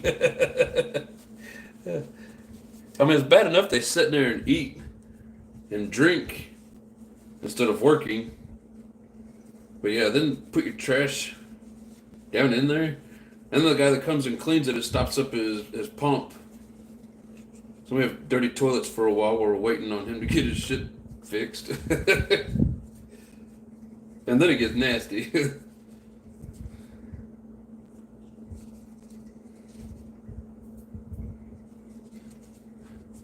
If you guys really want to know just how stupid some construction workers can be, one of the jobs I was on, we actually had it's like a trailer that had air conditioning in it, running water, plumbing, all that good stuff. And they don't give us that stuff very often on the job site. Some idiot went in there and put the safety glasses down inside the bottom of the toilet, just like a regular toilet in your house, shoved them down inside there, put paper or toilet paper on top of it, took a shit on that, and then tried to flush it and, you know, made it overflow. And I can't imagine having to be the person to go in there and clean that out. Like, we almost lost those nice bathrooms because of that. And then in that same place, some idiot literally was like writing stuff on the walls and poop. Like, there's some dumb people out there. I don't get it. Alright, drop some oil down in here. We'll drop some oil on here.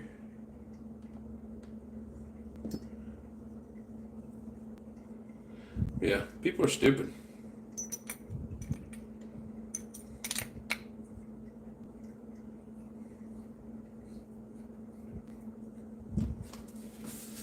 People are stupid. Let's see, I just had a buddy in Ohio send me from Summit Display Rack a Locust shifter. I think it's $800 new. Wow, got it for $225. Nice. Beavis and Butthead was a Stone show. I was just never stoned when I watched it. I've been in commercial trades my whole life, whole adult life. Many dumbasses out there, and the shithouse poets. Oh, I'm telling you, man. I mean, some of them are awesome artists. I mean, some of the pictures of like naked women that they draw, or like the male anatomy. I mean, I'm surprised that they're in construction as good of an artist as they are. Ooh, it's nice and smooth. I like it. Drop a little bit more oil down inside there. One of my favorites is when they draw on the door where the locking mechanism is, and on one side it says poop by self, and on the other side it says poop with friend, meaning lock and unlock. That's some of the funniest stuff.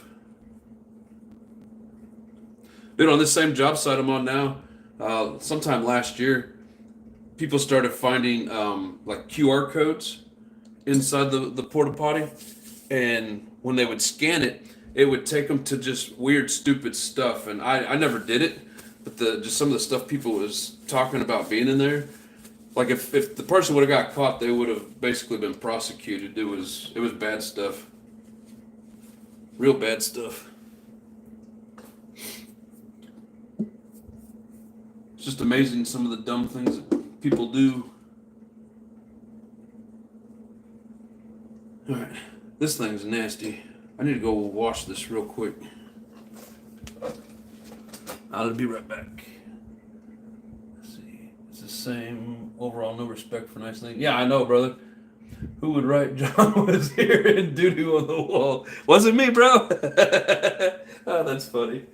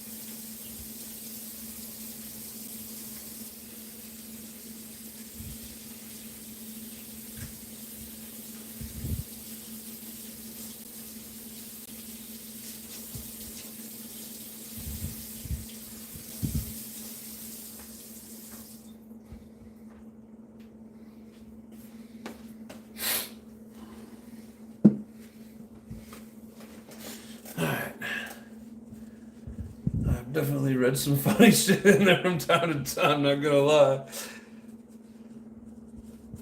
Yeah, one of the old classics. Here I sit all broken hearted, tried to shit but only farted. Then one day I took a chance, tried to fart and shit my pants. I've read a third version to that once, but I don't remember it. Yeah, good times in construction.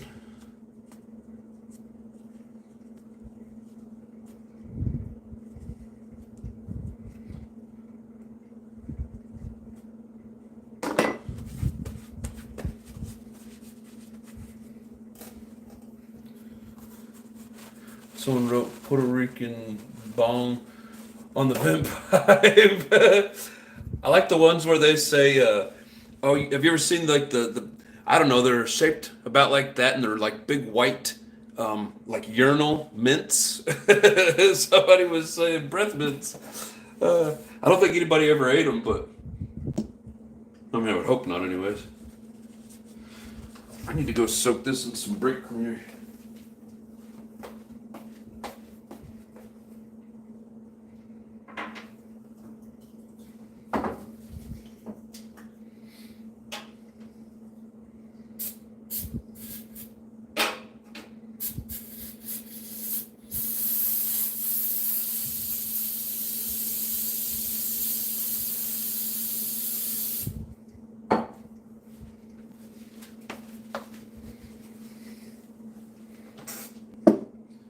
But yeah, for the most part, it's a bunch of stupid stuff that they do.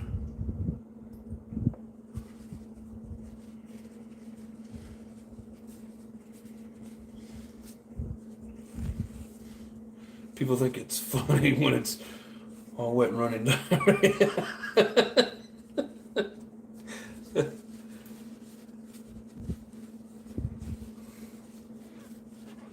Chop, chop, chop.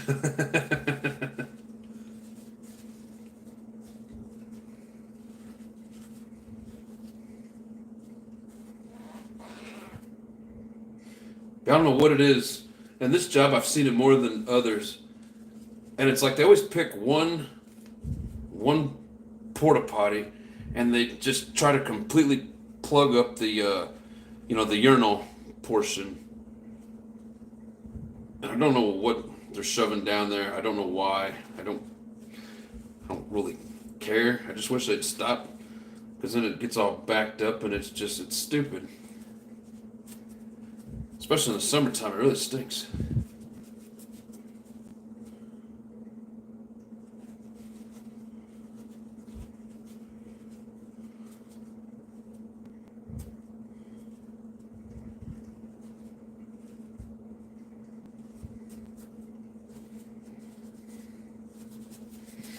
Be right back.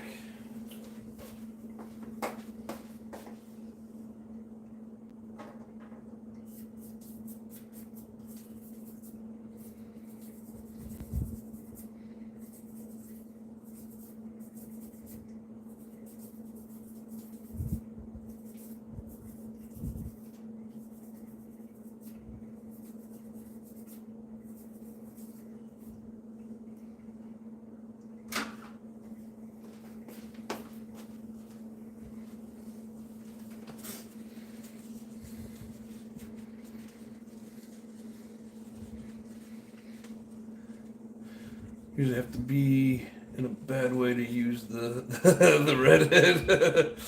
I'll generally go piss by my van or somewhere else outside. I'm on like this really big job site that there's not really many opportunities to go out there and pee by your work van. A little bit different.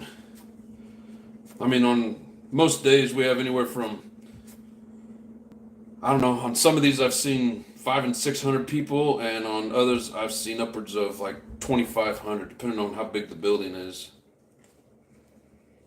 But yeah, there's usually a lot of people running around these types of job sites that I'm on.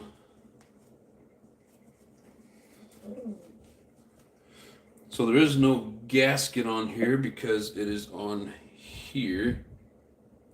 I don't know what kind of shape this thing's gonna be in. Let's see, I pulled it out that way. I think it goes this way. Hopefully this is still good enough to seal it. Should be. Yeah. Yeah. Ooh, there's some grimy in there.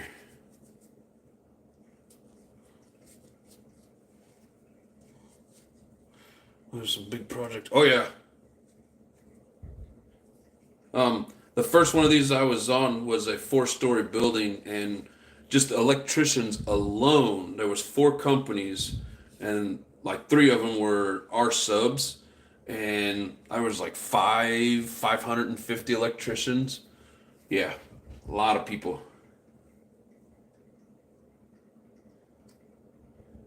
Yeah, and that same one, there's 4 stories, and the client that we worked for, they were nice enough to give us um, like running water bathrooms inside. So they ran plumbing throughout this one portion of the building, so that we had flushing toilets, running sink water, um, you know stuff like that, and they'd have like 6 of them set up side by side, and it got to the point where people kept, writing graffiti all over them. So each time a person would come out, there'd be a security guard there that would have to go in and check to make sure that they didn't mess it up, with Sharpies. And so we'd have to sit there and wait for the security to check it out. I mean, it's like people are just dumb. So if you ever hear people in management say, babysitting, it's true. We're literally babysitting in some situations.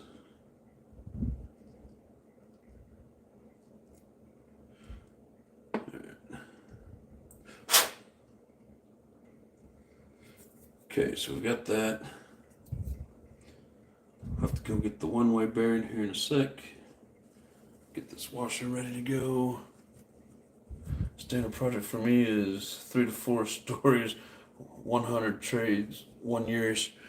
Yeah, and these projects, I mean, we'll have 160. I think right now we're sitting at like 160 to 190 ish just electricians on the job, and they're only supposed to be anywhere from like 9 to 10 months. But sometimes the material comes in slow, so they take a little bit longer. But and then they build multiple buildings, so then you're sitting there for a few years working on multiple projects.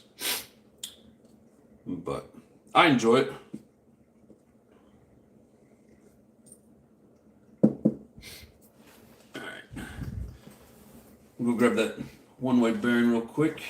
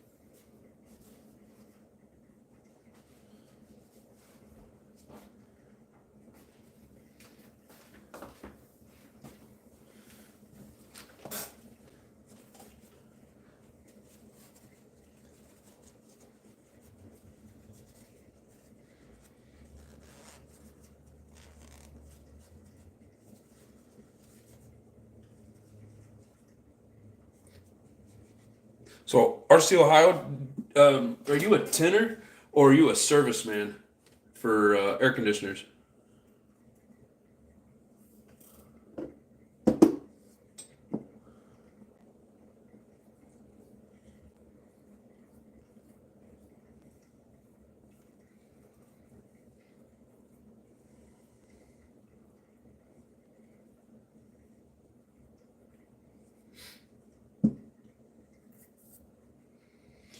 All right.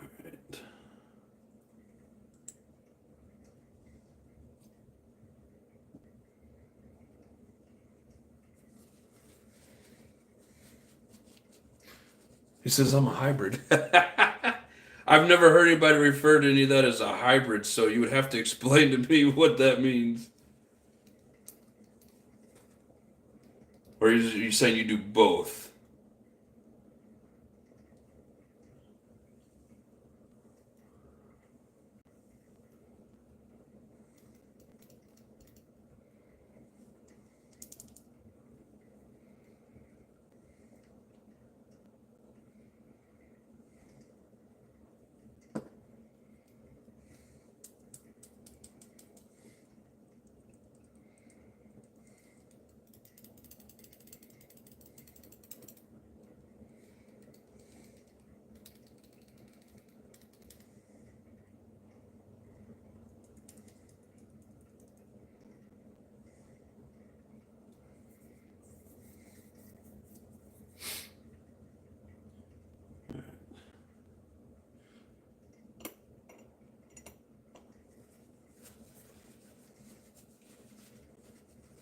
Mainly sheet metal, very strong controls background. Also process fitting and refrigeration. Nice. That's what I originally went to school for. And I did it a little bit. It was hard to find work and stay steady. And then I just happened to fall into the electrical side of things. And I mean, I've stayed steady working, ever since. But yeah, I run into a lot of tenors. I'll do that in a sec. Work around a lot of them, and I did a little bit of tinning even after becoming an electrician. When things got slow, through like a trade, like, what do you call it? Temp service. That's what I'm trying to think of.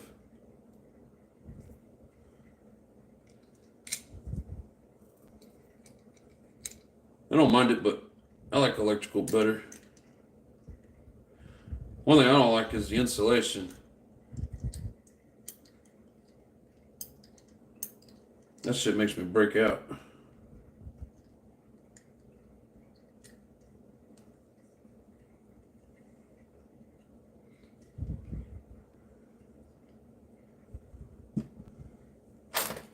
That's pretty cool. It's good work.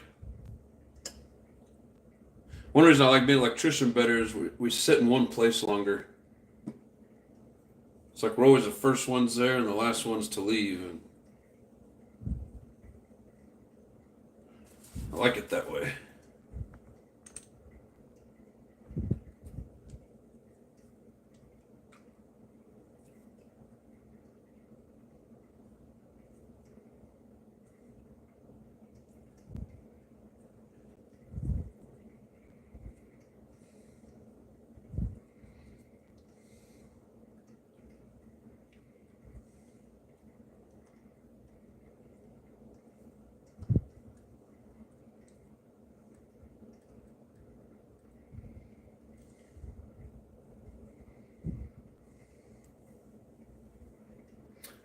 All right, take it easy, Jay. Appreciate you, brother.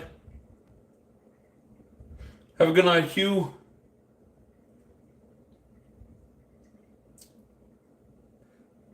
The tin knocker is still in the house. Yeah, tinners will drive a job crazy with all that banging on the sheet metal, that's for sure.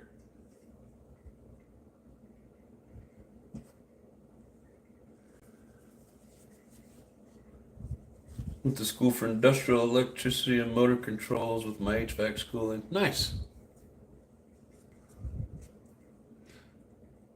Yeah, when I went to HVAC school, like we did a little bit of electrical, just to have some background in it, but it was more about the controls, stuff like that, which, I mean, it's been so long, like I forgot most of it. There's some things that I could still figure out, but if I have to like troubleshoot my unit, I can figure it out, but not as quick as as an actual technician.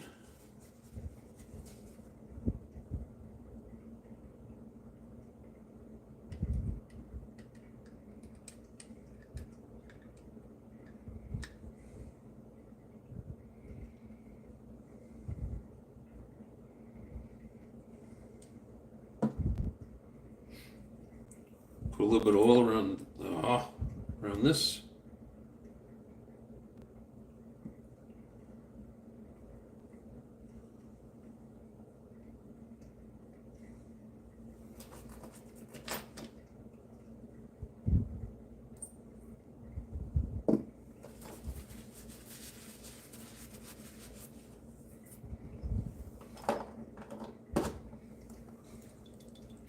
You have to use everything to retain it. Oh yeah, totally. What? I didn't hear you. What didn't you hear? Hate insulation. Yeah, insulation sucks. And as an electrician, sometimes you have to fish wire through the walls, and if it's a wall where they've put insulation in it, ugh, I absolutely hate it. I'm older now and I can get the apprentices to do that shit, but can't stand it.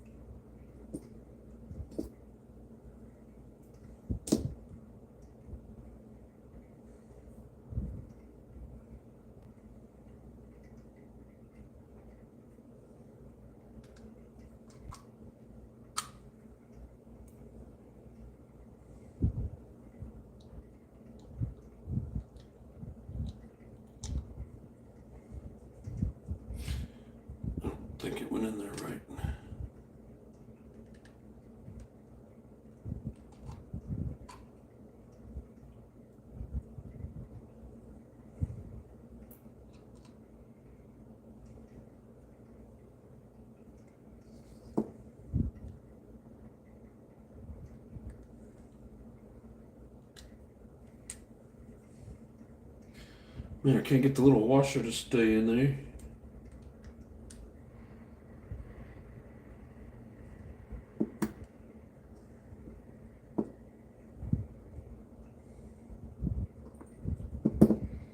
This is getting tricky.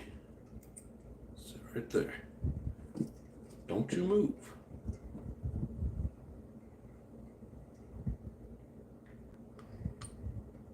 Oh.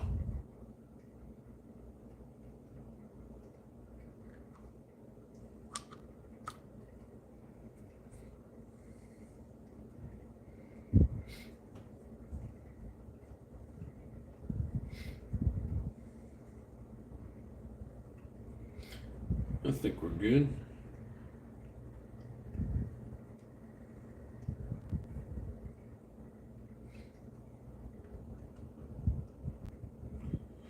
It's so hard to tell if it stayed in place. Because if you bump it just right, you can knock it down inside there, and then what you're gonna do is tear shit up. Alright.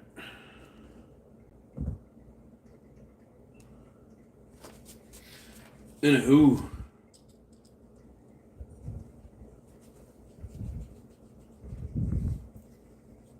Insulation sucks, not a ton of insulated metal where I live.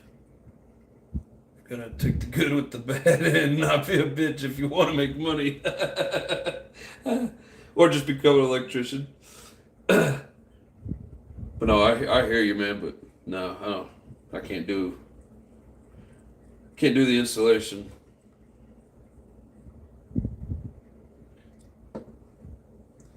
There's two things I'm a bitch about: insulation and heat.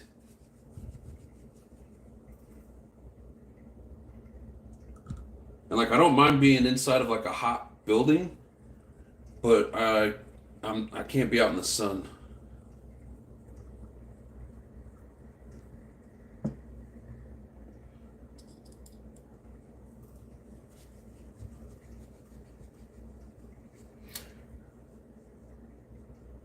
Did you work on? I did bungle busting high-rise hospitals. So it was the best. It's tricky. And like I've done a little bit of everything. I mean, I've done like industrial, from whether it's food or nasty, nasty rendering plant, grain elevators, ethanol plant, hospitals, commercial, very little residential, data centers. Like, I do a little bit of everything.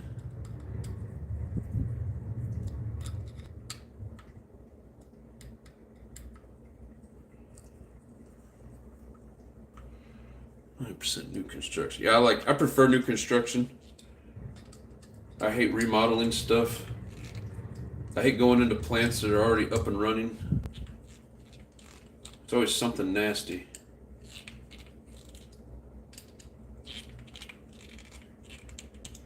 And I hate residential.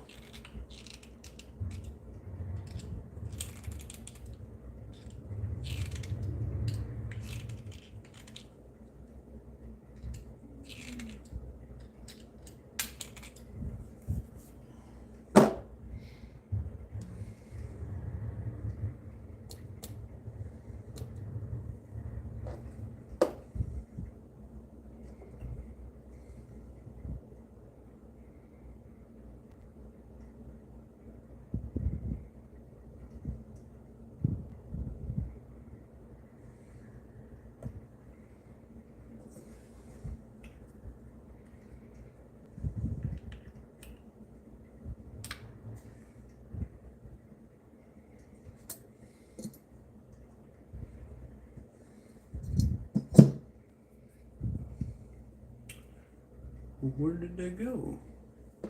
Oh, it's these little guys.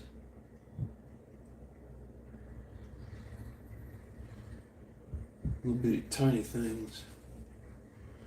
Alright, now where did it go?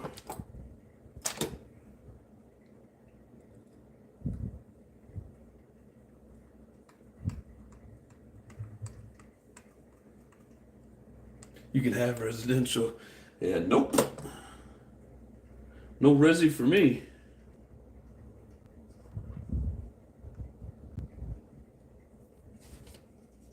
I mean, for one thing, there's no money in residential.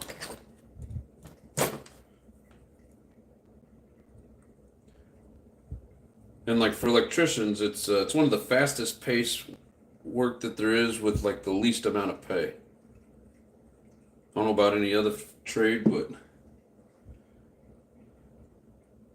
it's like the slower the pace is, the higher the pay. But slower pace doesn't necessarily mean easier.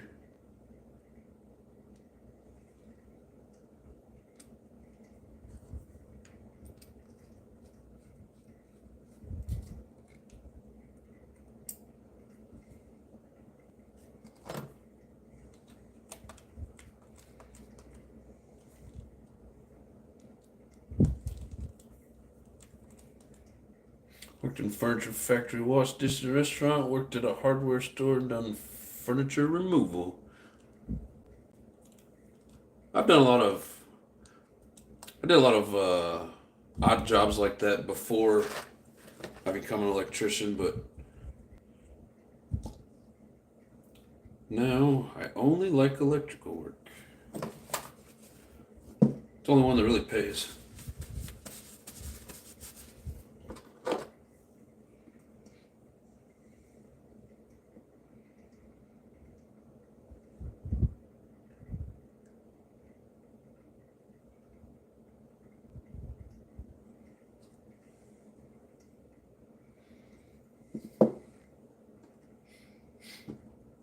These screws are nasty. I better clean them up a little bit.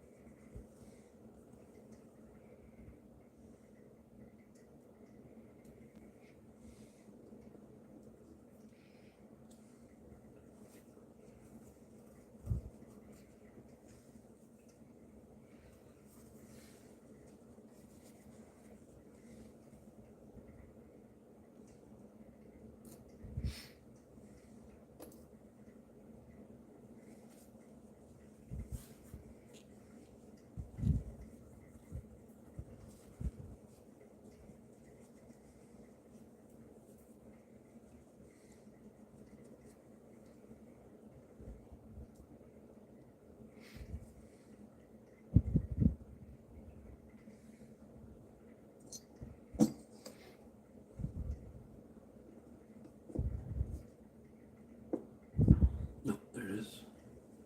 Found it.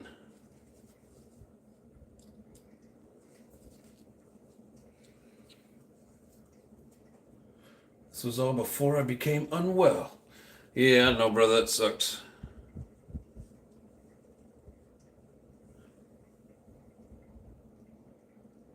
Hopefully these different medications they tried on you, something's gonna work for you, bro.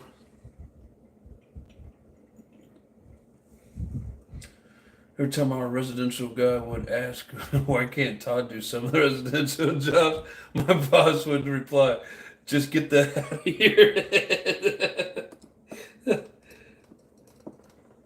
He ain't gonna go do it, so stop asking. I don't know if you guys remember a football player from by the name of Ty Law. He played for the Patriots at one point, but he was like a cornerback. So my team picked him up, and that's like, he was just giving up touchdowns. He's a cornerback. He'd fall down, and they would catch the ball and score. And the first electrical company I started with, the boss asked me, he's like, hey, you want to go work at Ty Law's house this weekend? And I was like, ooh, that sounds cool. And I was like, yeah, I want to go ask him why we pay him $9 million to fall down. And the boss said, never mind.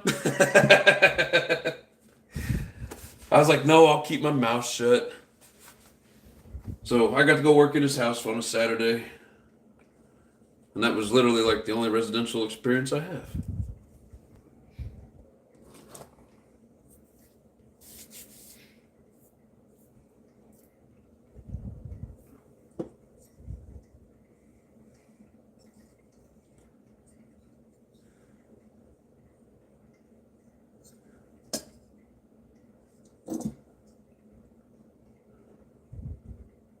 It's amazing how clean that actually is.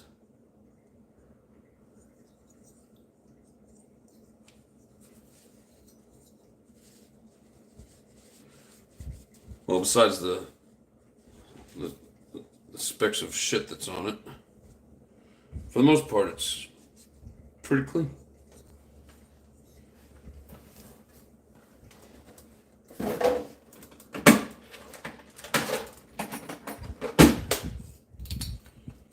Ooh, that one's bright.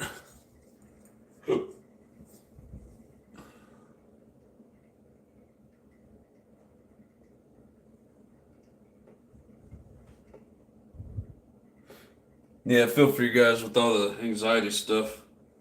Fortunately, not something I've had to deal with. But I feel for people that have had to experience it.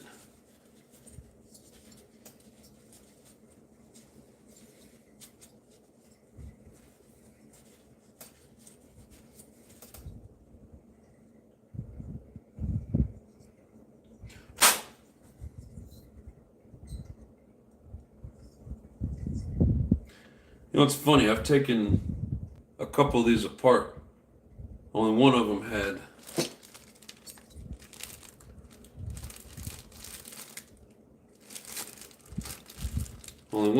the dang shim. I don't think this is supposed to have a shim in it. Does anybody else out there know before I put this together?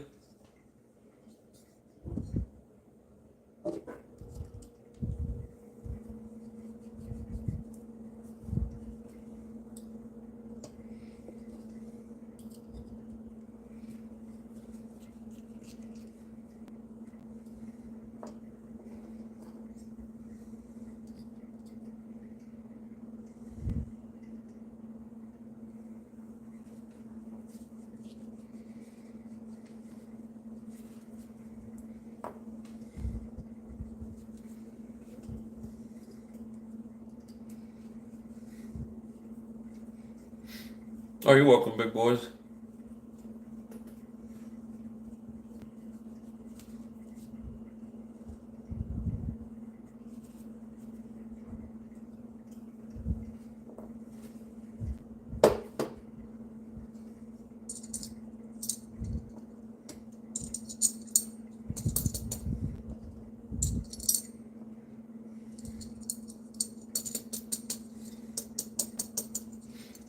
I need to plug in my computer.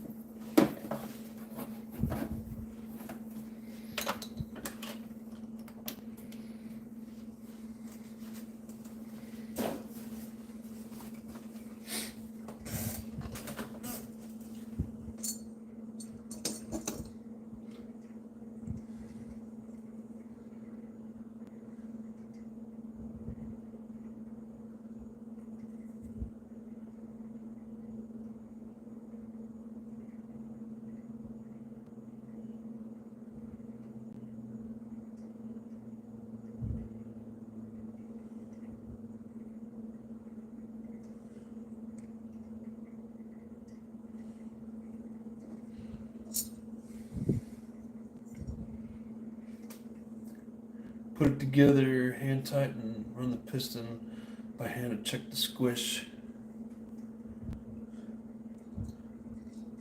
Oh, and so like if it, you're thinking I'll feel it top out, like hit the plate? Is that what you're saying?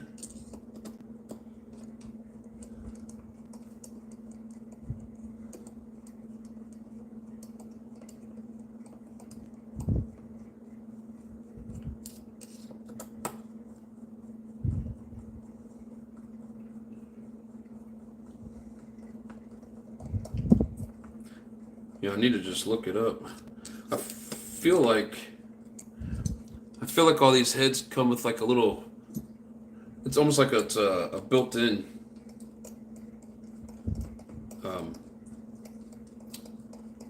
freaking, damn it, what do you call it? Shim. I couldn't think of the damn name. Yeah, to see if the shim was in there because the clearance was too tight. Yeah, I get you.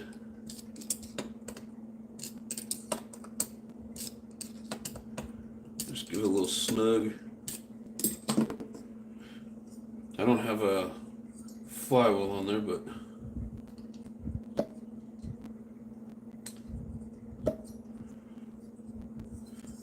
I think we're good.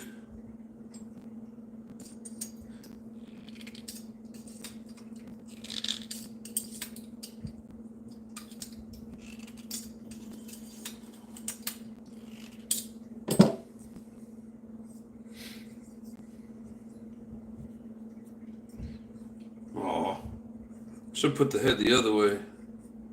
Goes back here. Damn it, man.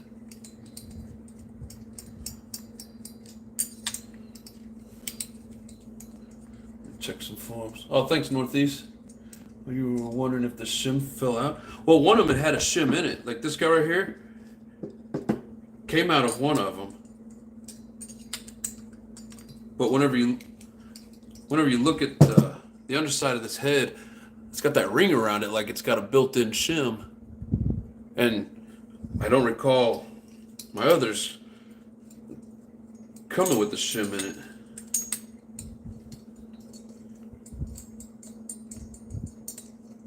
So it's like I'm thinking that it doesn't actually belong.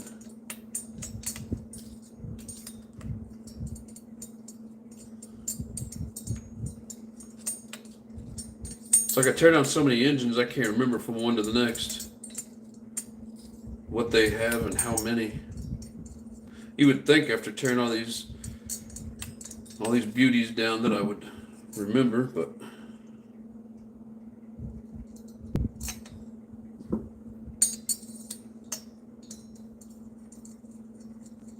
thank you, sir. Appreciate it.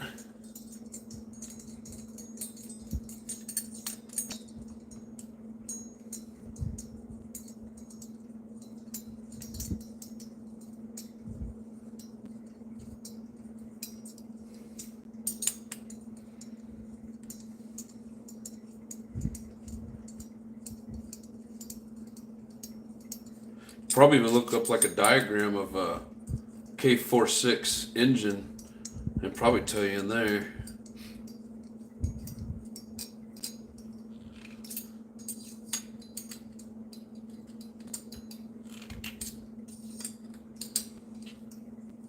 Oh crap.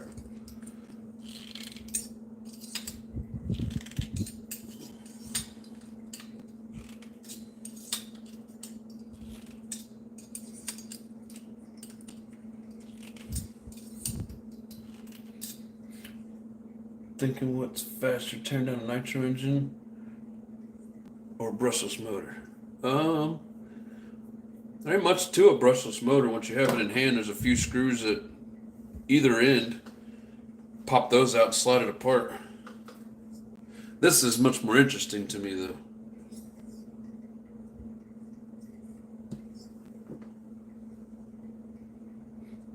But that's just me.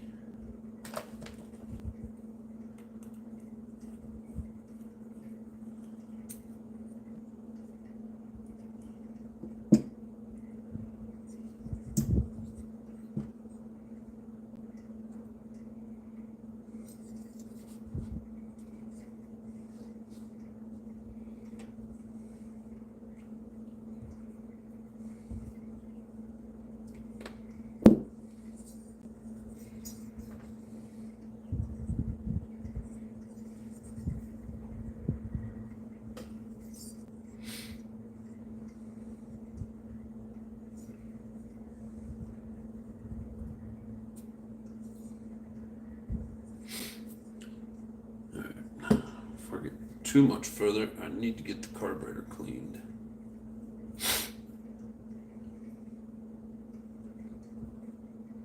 Oh damn. That carburetor stuck like Chuck.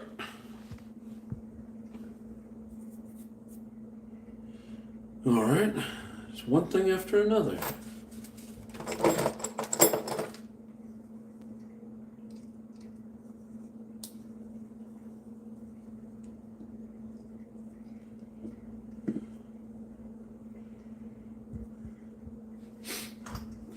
I need to go hit this in the sink real quick. I'll be right back.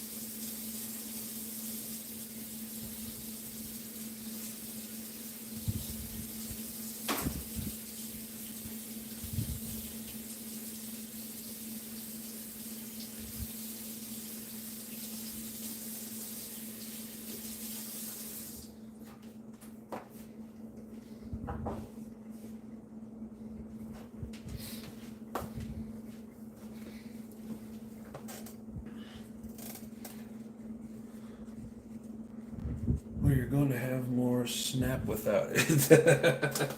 Right? Yeah, tighter compression. I think I'm. Oh. I already read those comments.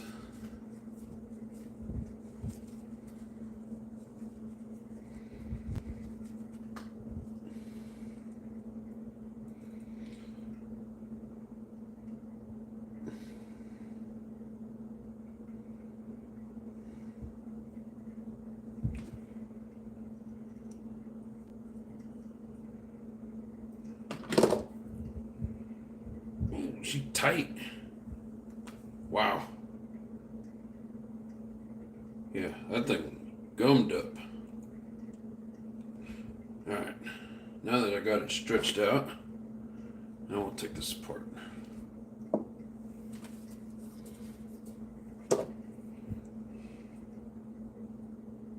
Aw.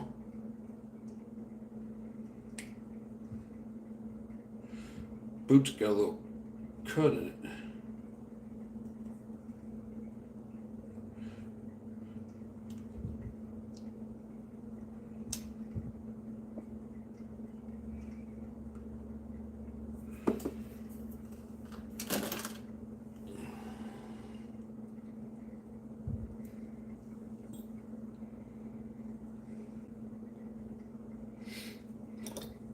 Since I have some extras,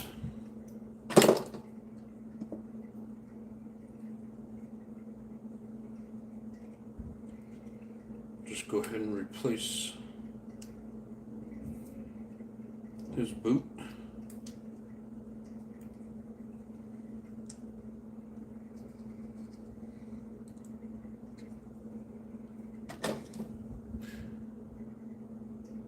Just as I had pizza earlier. What'd you have for dinner? You guys are gonna laugh. I had a PB and honey sandwich. Sometimes I go simple.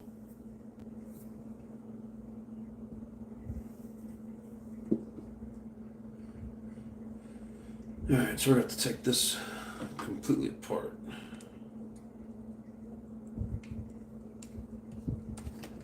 Don't stab yourself in the hand, stupid. Come on, stay on. Ah. As I stab myself in the hand.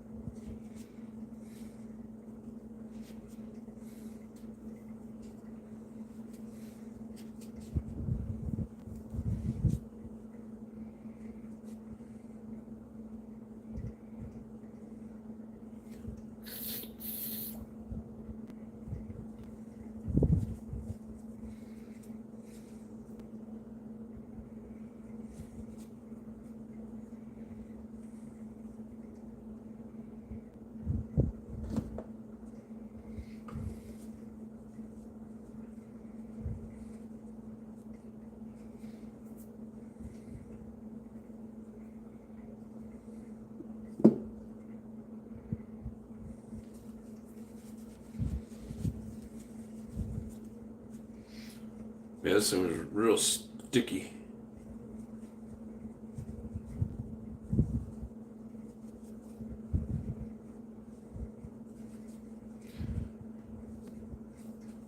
I think I just need to go hit it with some brake cleaner. Just to get rid of that outer layer of gunk.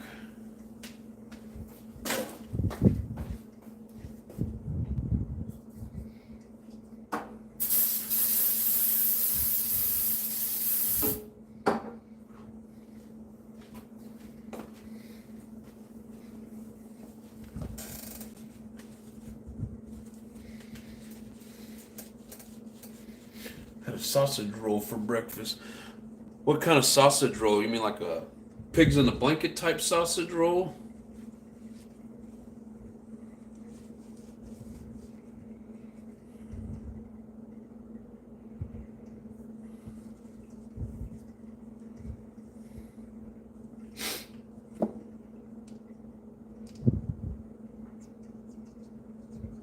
Now that slide's much better. And we'll put just a small drop of oil on there just to help. A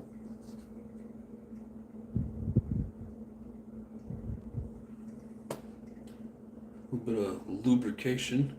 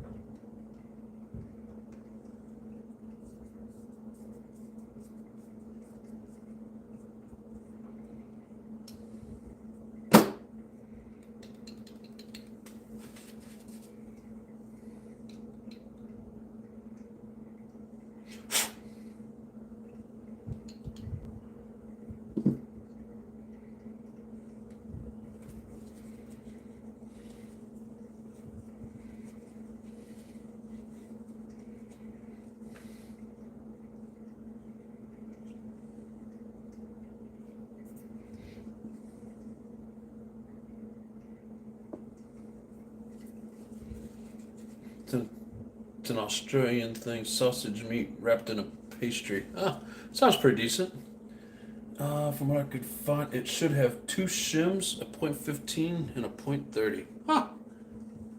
Well, that's weird. One had none, one had one. Let's see what this guy has.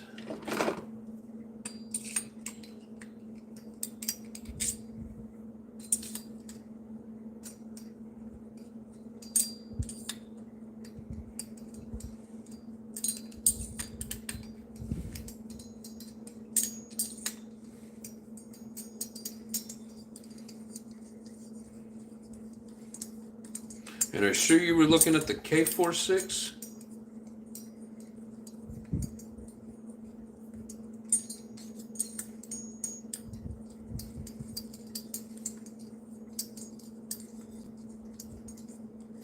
Sorry, I got caught up reading.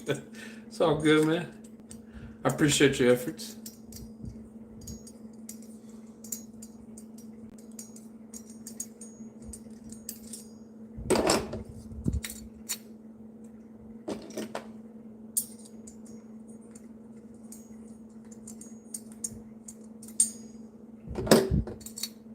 Oh, get off of there.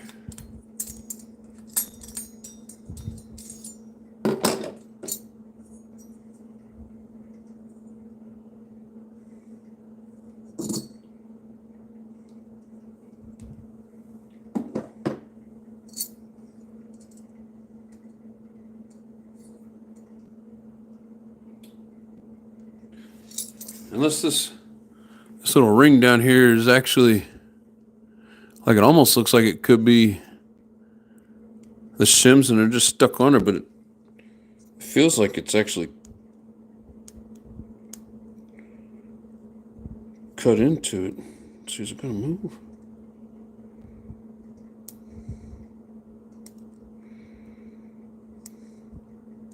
Oh, maybe they are shims. They're really stuck in there, and I'm not gonna force them out and tear them up.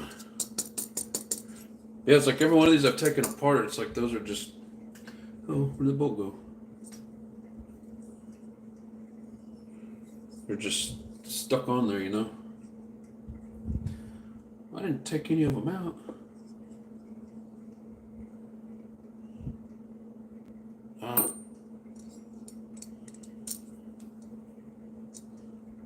It was hanging out with the glow plug.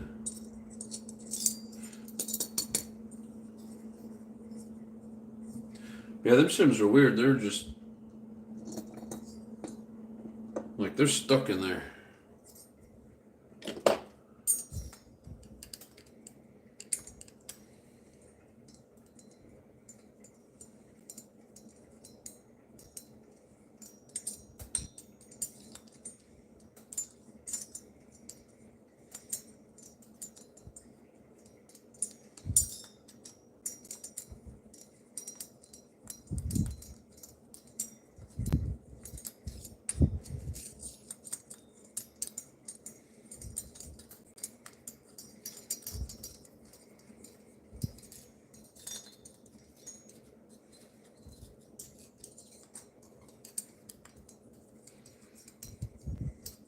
F46 should have 4 times 0.20 shim. Probably one aluminum shim, one copper. Yeah, that's a good point. But yeah, I think they're just like stuck on there. They don't, you know, you can't get them out of there very easily. Is what it seems to me. And I hate to mess them up.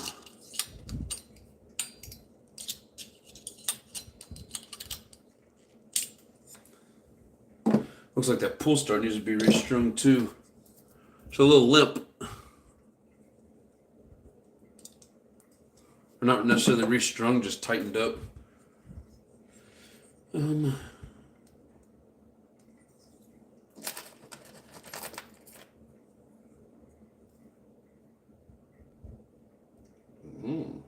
Okay. Yeah, I can get the blade under there. So they're just a really tight fit. So they are in there. That makes sense. I was just checking.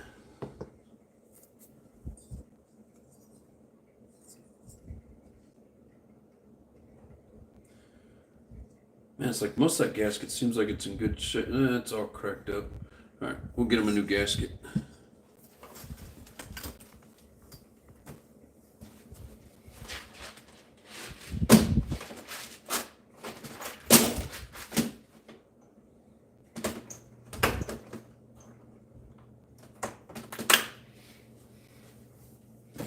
Purple ones are hard to come by, so he's just gonna have to make do with a black one.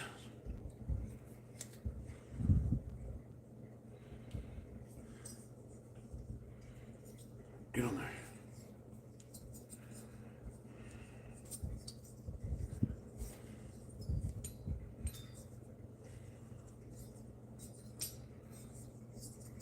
Okay. And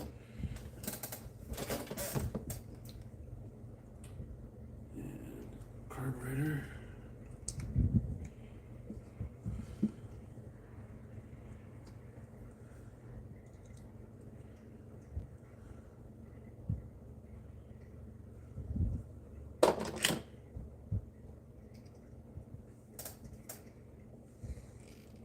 You want it shimmed up crooked to avoid detonation. Yes, sir, exactly. I've always wanted it as well. Who made the K engine? Some say Axel, some say Kingstar. I think it's the Kingstar. Who was it was telling me that? Was it JP? I'm pretty sure that it is Kingtair. However the hell you're supposed to say that, I don't know. But yes.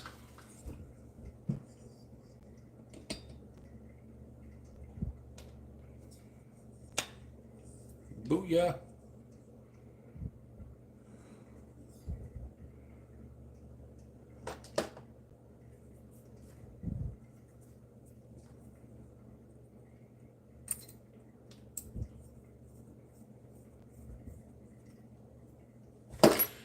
Welcome back, Raw.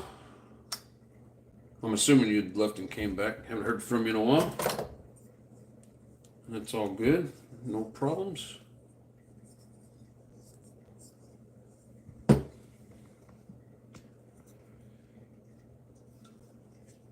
I know we learned one day that this can actually affect your tune. I think JP was telling us that. But it's not mine, and I don't know if he wants me to take it off. You know what? It needs to come off. Man, but it looks cool. I'll leave it on there and tell him and let him make that decision.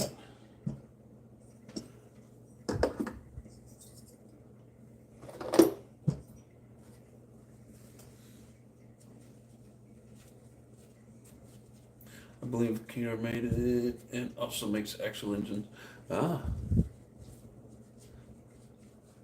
We check in, listen on the way home, then usually check back in. Yeah, I figured. I know you work a little bit later than some of us, and I think you're an hour, if not 2 hours behind. You're Mountain Time, right?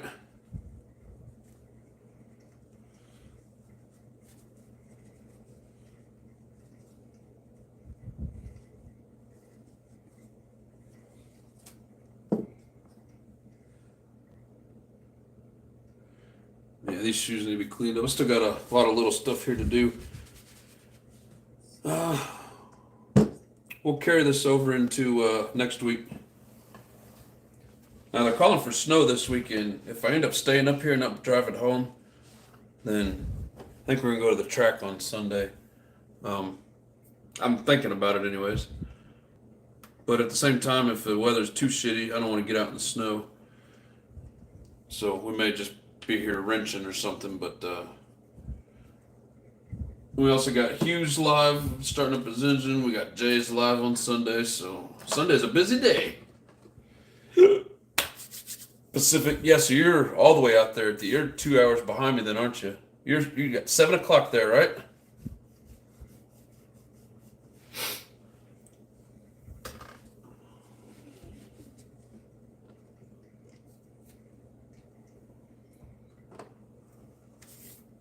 Yep. All right, brother. Well, I appreciate everyone for hanging out. This was fun. We learned something new about bearings. These bearings are done. I'm gonna have to order some, so I'll have extras. But appreciate you guys. I know this week was kind of a short week since I missed out on Monday, but we will be back more than likely Sunday to either run at the track or something. I don't know. But appreciate you guys. What's that say? The F46 is made by Force. Yep. That was what JP had told me. That makes total sense. But yep, appreciate everybody. Thanks for helping me out with that, mods. You guys are awesome. Don't know what else to say other than much love and peace.